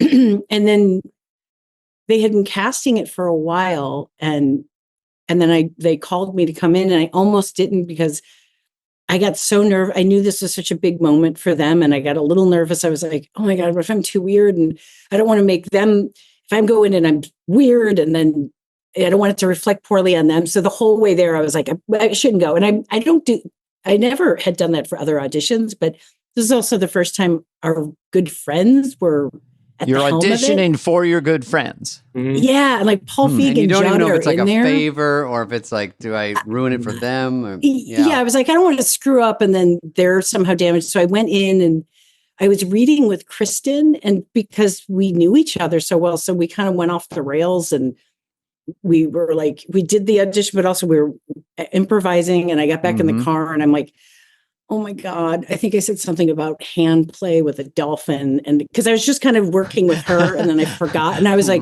I was too weird. I was like, I was too weird. She came home and she was like, I talked about sex with a dolphin, and I'm like, I've got to call them and apologize. And then when I got it, I was like, wait, what? So well, it was just so in that, fun. but what do you say to her, Ben, when she comes in and says, I don't know, I might have blown it? I mean, how do you?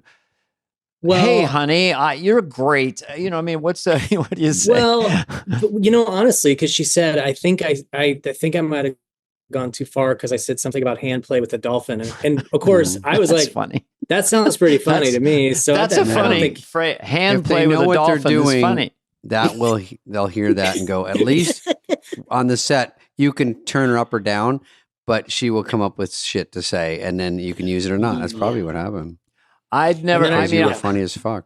Yeah, that whole movie caught everybody off guard. There was The Hangover, the first one, and Tropic Thunder, some Will Ferrell movies. Yeah.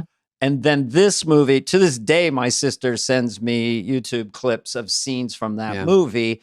And I didn't really watch the Gilmore Girls. I guess I knew of you or something, but when I saw you in the movie, it was just all new to me.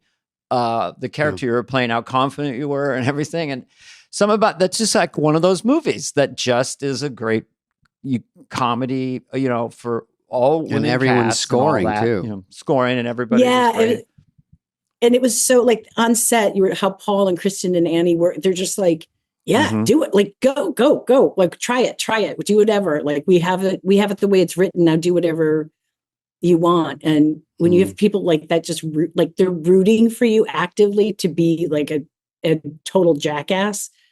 It's like it just felt like we were back at the theater, and we're like, I don't know, it's funny for us because I had never done everything that I did at the Groundlings was kind of more bombastic, and the only thing I'd ever really done was kind of more mild and like had Gilmore Girls, but so it was so fun. But I don't know that we thought people were we didn't know how it was going to be received. Sure. And even that weekend, people were like, really manage expectations. We don't think it's going well. And I was like, but I think it's really funny. And they were like, we know the metrics on these things. It's not going to go well. And I was like, I think you're wrong. And they're like, it we're might not not wrong. be funny. I know. And I was like, what a That's terrible what they say. call to get. It seems like all the movies that work is like there's got to be some improv involved, because when you're in a scene, you can write it, you can read it, you can table read it. And then when you get out there, there's always just something alive about right that second of like, here we are, that's funny over there, I'm going to mention this.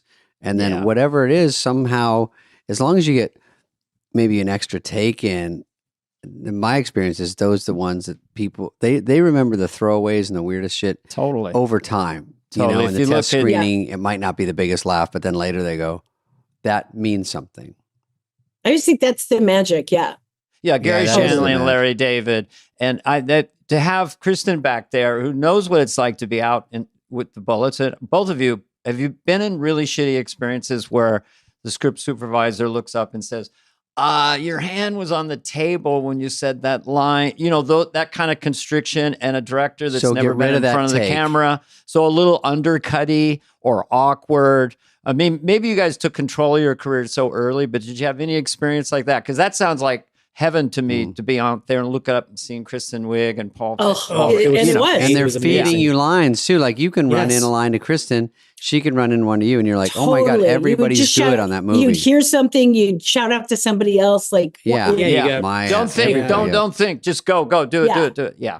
Yeah, because I've definitely had because that was like the first time. I didn't know sets could be like that at all. Because I had, guest stars and stuff where you're literally just expected to come in, hit your mark, say your line in a way that if you're on a multicam, the audience laughs a little bit. Sure. If you're not, you make the director smile a little bit, and you go home and you're like, I don't know if I'm going to be in the movie or not.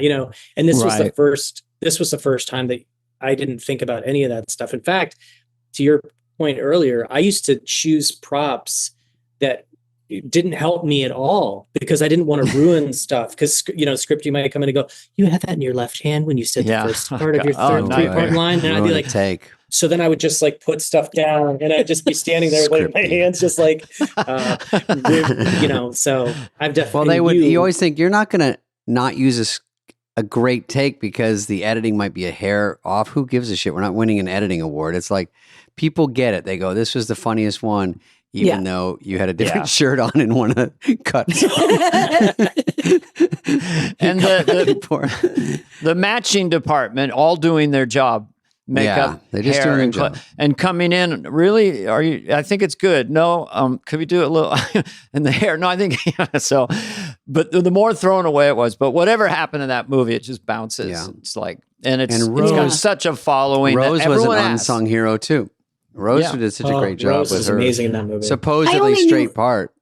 I know. I only knew her from Damages, which I was like, she was so good in that. Like that show was so incredible, but it was so like heavy and dark. And then she came in and I was like, oh, you're also really, really fucking funny. I was like, that seems like you've got two scoops but I do have to say, it's a ripoff. Two scoops. she's so pretty, good. too She funny. is the greatest, worst person to break. She breaks. There's a scene on the airplane If you look close, you can where see finally her she magazine literally shaking. just because she just laughs fully out loud and it's like so endearing. But she was like, I'm sorry. But then finally she could not stop laughing and she was in the background of us. And there's a part in the movie where you just see Rosie's little arms go up and she's like, and she has a Yeah, magazine blocking her up, face. but they're shaking and it makes me laugh. Yeah. Oh my I'm God, when I gonna saw look for that. it's great. That's the She one was magic great. of film is that you're not supposed to laugh. So it creates this tension, like being at the dinner table at Thanksgiving and the uncle falls over. Well, was or it something. Spy? You were in with her at Spy? Oh my God. was fucking With her and her hysterical. 42 pounds of hair. Yeah, Her it was hair and great. Spy It was was so good. Spy was another hysterical one. I've seen so many you've been in, Yeah. and they're always such a fucking. They're so great. You do such a good job.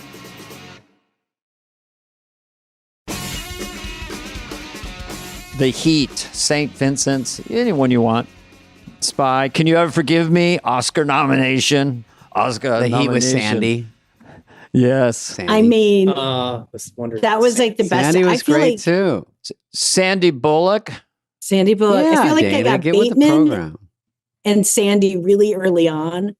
And I think it's like, I just felt like it was like, oh, I got really lucky to work really early with two people that are like delightful humans, but also like really pros, like great set etiquette, super nice people. And I was like, oh, like this is, you can just be like a normal human. Know what they're doing. Yeah, you were like the crazy person with both of them, and that's great. And if they can hold up their end and get their laughs, because sometimes it's a thankless part. Sometimes if you're the straight man, but straight man's so important to make it all work. God.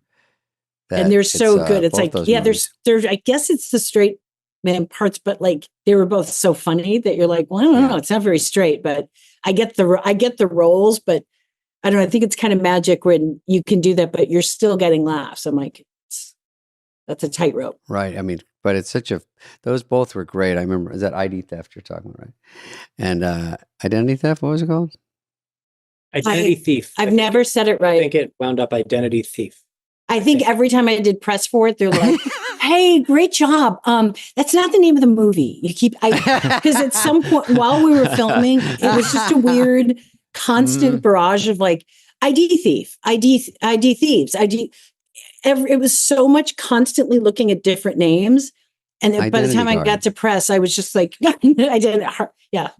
I said it wrong. I think on every single thing. And they were like, we'd love for you to get the name right. I'm like, well.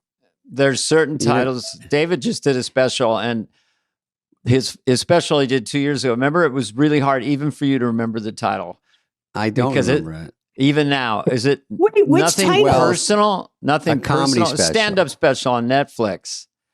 But the name... So I think it was called... The first one was My Fake Problems, and then the second one was... Nothing Personal, because I made fun of people. And so I called Nothing Personal, but no one... And plus, who remembers the name? You just go... Personal Nobodies? What is it? And then I did another one Friday... And this will air in 6 years, and then the special will be 3 years over, and then I'll be... What's the name of it? We don't know. So I didn't even have one at that point. I didn't know what I was wearing until the show shot at 7, and I had 3 things backstage at 7, and they're like, pick one. We got to get you out there. And I'm like, this one's sort of slimming, and they were like, why wouldn't you do this a week and a half ago? Because I'm lazy and I'm a guy, and I'm like, this doesn't even fit me at all. I put on something I just bought, and I go, not my size. And they're like, can't you just throw it on once before we start? Well, this isn't your problem, Melissa. Let's get back to making our it guest. your problem. Anyway, that's what we call a detour. I'll do your fittings. She would love to be part of those fittings. Can you just mark them for me, and then I'll take them in? I'm just going to do fittings for you for hours. Okay. Every stand-up who shows up to a special has not totally decided on what they're going to wear, according to this producer I talk. Well, they all do that last second.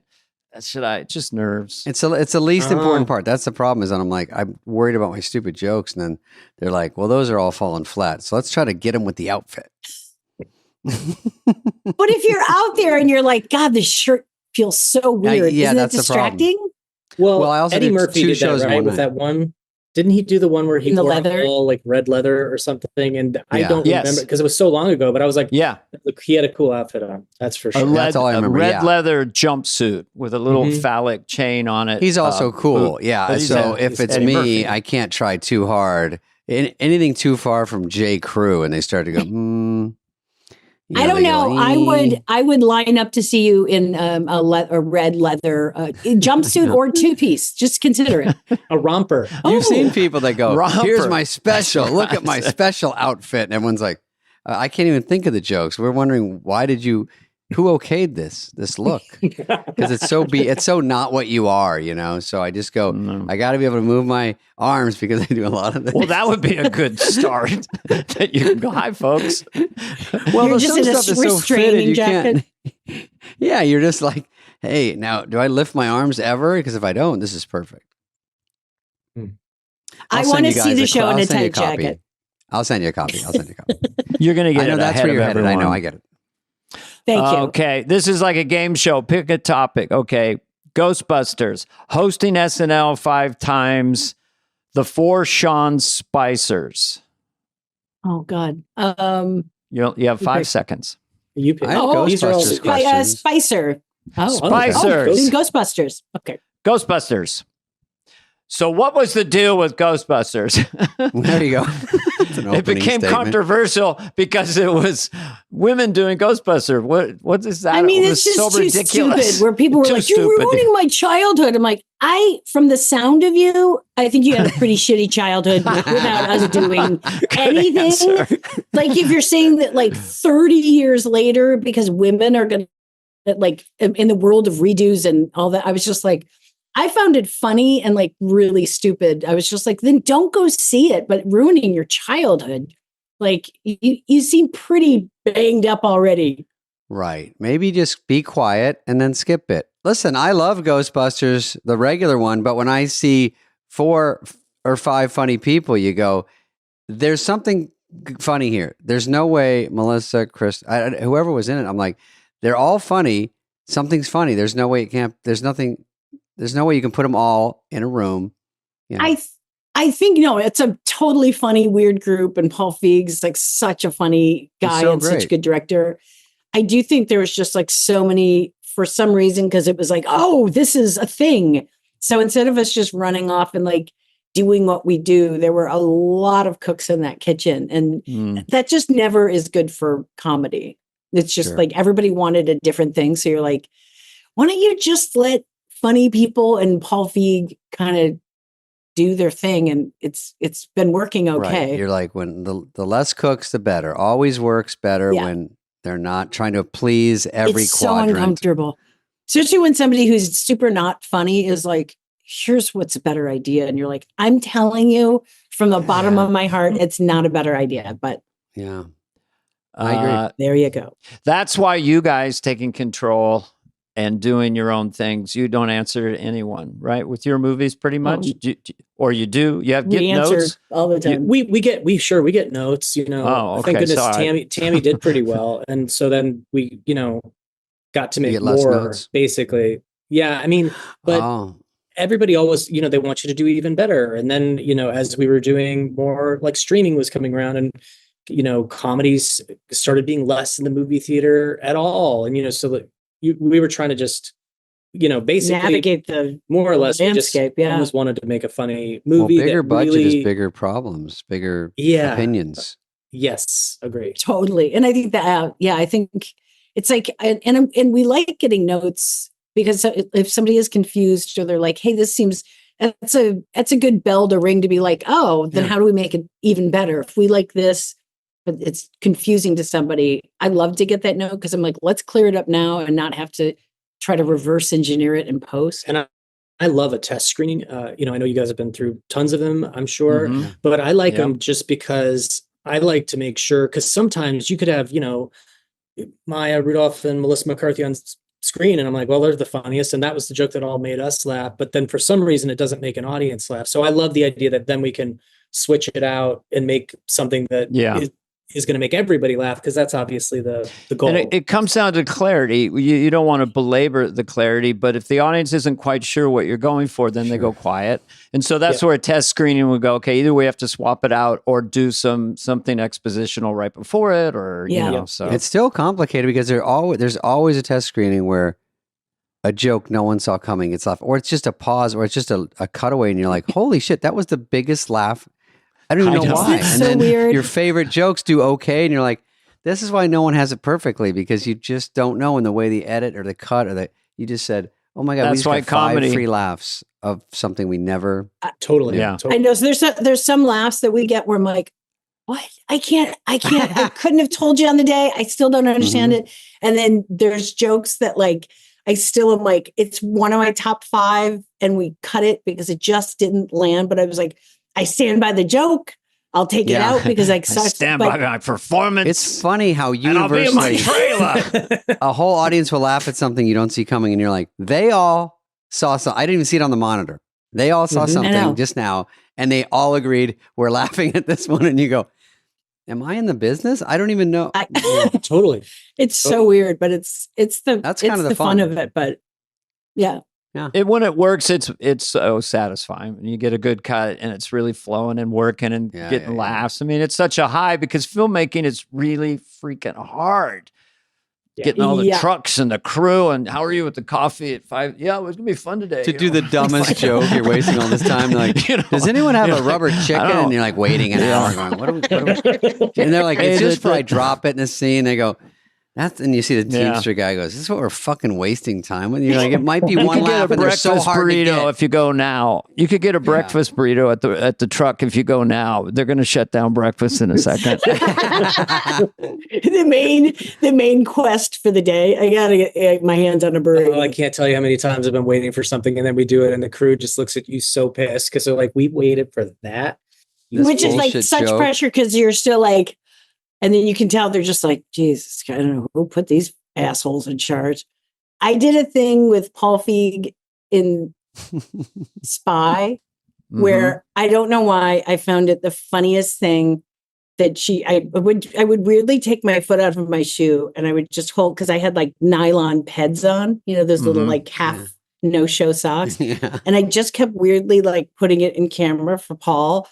And then we just got on a weird laughing jag. And then underneath, this is so stupid. By the way, did not make the movie.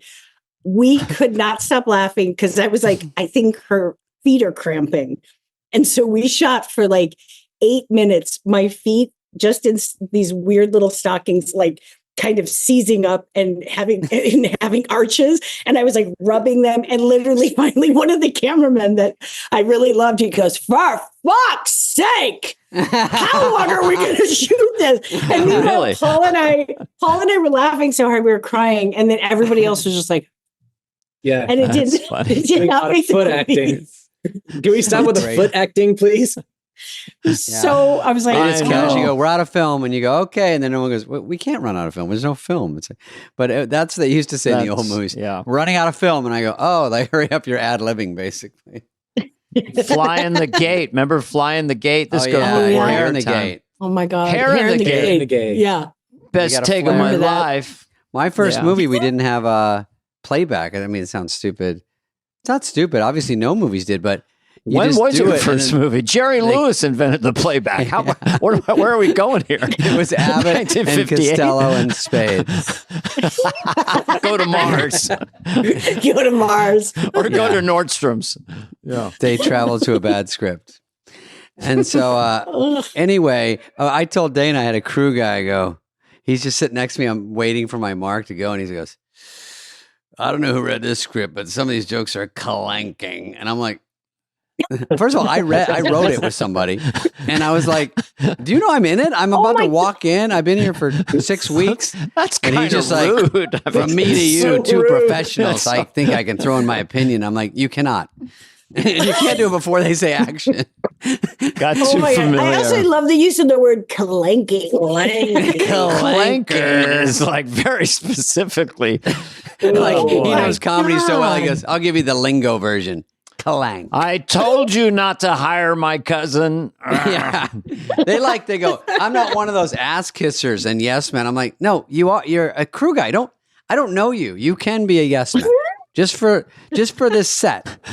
You have so much going on. I'm about to walk in. Jesus. Yeah, and the rap party, you can tell me some stinkers in that one, huh? Even then, don't say it actually. I know. Hey, you had fun, didn't you? It was fun. Looks like you're having fun. Oh, that's like a dagger. Looks like you're having fun out there. How do you think it's going? Do you think it's going okay? What do you think? That's also loaded question. Think they're going to pull the plug on this one? Do I think they're going to pull the plug while we're shooting? I don't think so. Oh my God! Oh, I can't even tell my stories. Those studios got money to burn. Save it for the book.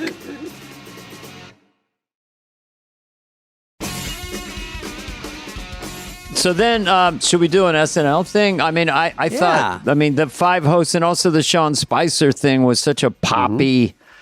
You talked to that because it was one of those things that lined up and it just sort of went. I don't know. So you get a call from Lorne. You'll come out. And yes, and who I love. Of course. Hello. But he called in Kent Sublett, who we also was a good friend from Groundlings. I was in New York shooting Can You Ever Forgive Me? So I did that during the week, and then I would do SNL on the weekends. But when he first called, I was like, wait, what? You want me to do Spicer? I was like, I don't do impressions. I was like, and how am I going to, how am I going to look like Spicer? And what, I don't understand. And he goes, oh no, the special effects said it's not going to be very hard for you. And I was like, okay, well, first of all, just a real kick in the dick. But so I went in and it really was like, we tried it out, and he's also like amazing. He's been there forever, as you guys know, and he's so fast. But then when I got into it, I just was freaked out that it was like the closest I'd ever looked to my dad. And I was like, oh my God, it turned into Mike McCarthy. It was a funny look. Yeah. Oh. It was he was like, no, thank you. No, thank you. Too close to home. Nope. Yeah. This is not a turn on. I got to be honest with you. This wasn't that early on when they were using, like they're using Dana now, like they used someone that was, that's a friend of the show to come on when you weren't hosting, right? You just pop in. No, I wasn't hosting. When it was just supposed to be one and done. And then it was constantly saying crazy stuff. And I remember I'd been working and I hadn't really read the paper or paid attention to it that week. And they sent the one where he was hiding in the bushes and like where all the reporters were just looking at him, but he was like, I'm invisible like a child. Yeah. And I remember calling him and I was like, I just think it's funnier when we use his exact words and don't make anything up. Like I can act differently, but it's better when we use actually use factual things. And Kent was like, yeah, that happened. It all happened. I hadn't watched the news that week. Oh, and I was like, you thought they made it up. I thought even for him, they had made up something crazy. Funny. And he's like, no, still 100% true. I was like, holy shit. Well, so people who are going, what are they talking about? Sean Spicer was a press secretary under Trump, and he was very animated and aggressive with the press. And then they brought you in to do it. I remember loving it. I don't remember, when did you start steering the podium? At some point, didn't you move the podium? Was that the fourth?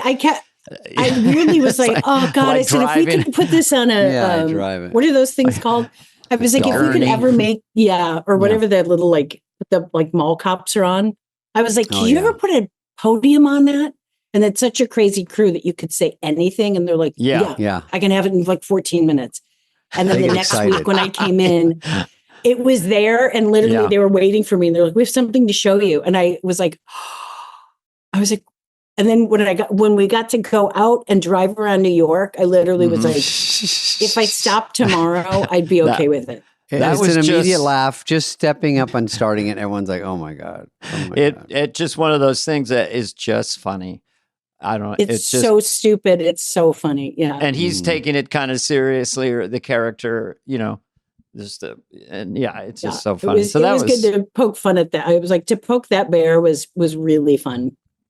Yes. And you got so aggressive and loud with it.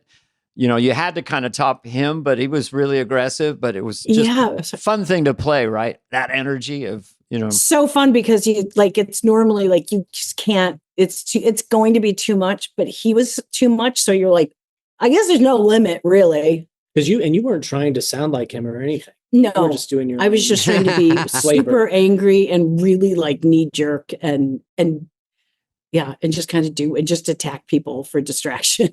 Yeah, that's just a fun character to play. I think it was really fun. Maybe a movie, maybe kind of live streaming called Spicer Returns. Nah, no, I don't want him to return. Okay. So we went over to the 40th. We saw you at the 40th. Yeah. Do you remember how you were dressed when I met you? I do. Because I got I think when I first met both of you, I had Chris's jacket on. Yeah, I think we were wondering, is that the real jacket?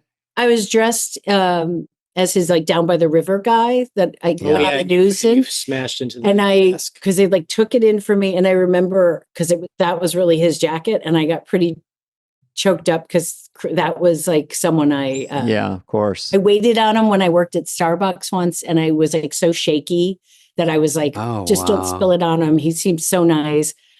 And to do that, it was the most nervous I think I've ever been in any performance. And right before I went in and I've never had this happen, my legs were actually doing this. And I was rocking back and forth, and the sweet stage manager, because I I'd been there a bunch of times. He's like, honey, are you okay? And I was like, I don't know I'm going to be fine. And then Ben had said, don't pull back because he wouldn't have. So get in there and fucking burn it down because that's what he would have done. And that's like the last thing I thought of. And I was like, I just was so nervous to do someone that I literally watched. I have like a drawing of him. It's like I adored his humor and how vulnerable he was. For sure, yeah. We know now he's a singularity, and the vulnerability and then the power together and the sweetness. Just a magic human. One of David's very close friends. And I know. And well, you two were you guys were Tommy magic Boy is together. just a perfect film. Like, a perfect movie. It's a perfect movie. And you two together, you could see how much you loved each other. And then it was still so funny. It's like, it's just. Did you two have a lot of creative freedom on that one? Was that like you just sort of went away somewhere, or were there a lot of people telling you? What made me think of it was when you're talking about going from Bridesmaids to something else, that was one where it was low expectations, lower budget, throw Farley and Spade out there and let's see what happens. And no one really was visiting the set, and no one was. And then so you go, can we try this? They're like, okay. And Pete Siegel was director, and he was like, let's try it. And then the next one, Black Sheep, they go, oh, we got something here. Even though it wasn't like a huge $100 million movie, but then they all come in, and a director comes in and like, we know how to do this. And then millions of notes and cutting scenes. And then it just got harder. And then the bigger the budget, same thing, it just gets, you don't get that. Bridesmaids is almost your freebie, and then after that, everyone's like, wait, she's really good. And then here's what we should do with her. And then you go, oh, no, this isn't, if you could just pick live or die with how you do it is what the goal. And if you two get to make stuff, it's great. And then when you get so many, you see movies that get, all the edges cut off because they're getting bigger budgets, and you can see the big comedies. No one's really laughing. They're like, that'll work. And then you go, well, but after the take, no one laughs. It's like, you know what I mean? Yeah. You can just tell that's that like a sign. Someone says, oh, they throw in lines, and you go, I don't know. But you can tell during it sometimes. You go, I don't know if this is, but I'm not in those big budgets, but you can see the big comedies. We're a 4-quadrant worldwide movie. And you go, so we got to make sure no one really laughs. Right. We need everyone to smile and no one to laugh. Yeah, that's what I get feel the like. world It's to like smile. Lots of like, smiles. Yeah. Or think it's clever. And I'm like, I would rather take harder swings and get real laughs than be like, they're clever. Well, if you're on stage, you two have been on stage a ton. And like, if the whole audience is smiling, you're bombing. Or I feel like they have to be laughing. The laugh. We got to hear something. Yeah. That's the hard part about comedy. Drama, you don't have to hear anything. You can do a whole movie and go, oh, it was good? Okay. But comedy, if you don't hear something the first minute, you're like, uh-oh. When you made that dramatic turn, that was, Can You Forgive Me? I mean, a completely different Melissa. Was that like just exciting just to not have to be funny for a change, and be real? I mean, it's like I don't know. I prepared the same way because I still thought there was like funny stuff about her. But it is like if you're supposed to walk across the room, and I'd walk across the room, I was like, yeah, I guess I'm not going to do alts. Like, I'm not going to be like, let me do this limp. Yeah, somebody comes up, hey, you could do that. Could you do it just right at the end? Can you kind of spike the lens a tiny bit and wink? You just walk. Yeah. But I love doing it because I also love that character. I was just like, man, it was just such a crazy story. And I didn't know why I didn't know who she was. I felt like I should have, but it was really, really fun to do. Just get to kind of go in a different direction. As you went along, did you kind of get a vibe from everybody that you could get nominated, I guess, for Best Actress, right? It was Best Actress in a Motion Picture. Yeah. You got an Oscar nomination for Bridesmaids, but did you have a sense of that? I'm really in the pocket. Something's happening here, because that's really hard to get. Especially for a little movie, it's like, I love that movie. I love Murray Heller that directed it, but I don't think you ever, I don't ever, I'm like, no, I think this will get, I just don't think that way. I was just glad, I was really happy with it. Do you remember who won the Oscar that night? I do. Okay. Right. Ben? No, the Oh yeah. First That time you you were up lost. The first time you lost. She brings this up so daily. it was hard because for Bridesmaids, Octavia Spencer, who's one of our best friends, won. So like, I you have was these like, incredible mixed emotions. Like screaming you with so joy. want her to win, Yeah. but I'm so disappointed Melissa doesn't win. Right. And then the second one, Olivia Colman. Oh, that's for the right. favorite, and she was Which I was amazing. like- And you're like, she seems like the best lady, and so Yeah, I she's got awesome. it. So you're like, just getting there was already like a fever dream. So I was like, What was she in a Kevin Hart movie or something? What happened? Was she in a comedy? The Favorite is a very quirky film. Oh, the favorite, right. She does yeah. some off-label stuff. I mean, she's like, but it's just, it's a promotion for the entertainment industry. That's all. It's like, But to get an Oscar nomination for Bridesmaids when comedies, obviously get overlooked a lot, and then to pop out with that's a huge deal. It was like, I mean, I remember because our kids were pretty little, and you were up watching it, which is also rare because that's not something you usually watch. Gotten up with one of the kids. I think so. And I walked in and I was like, what are you watching? Like, because he's usually not doing that.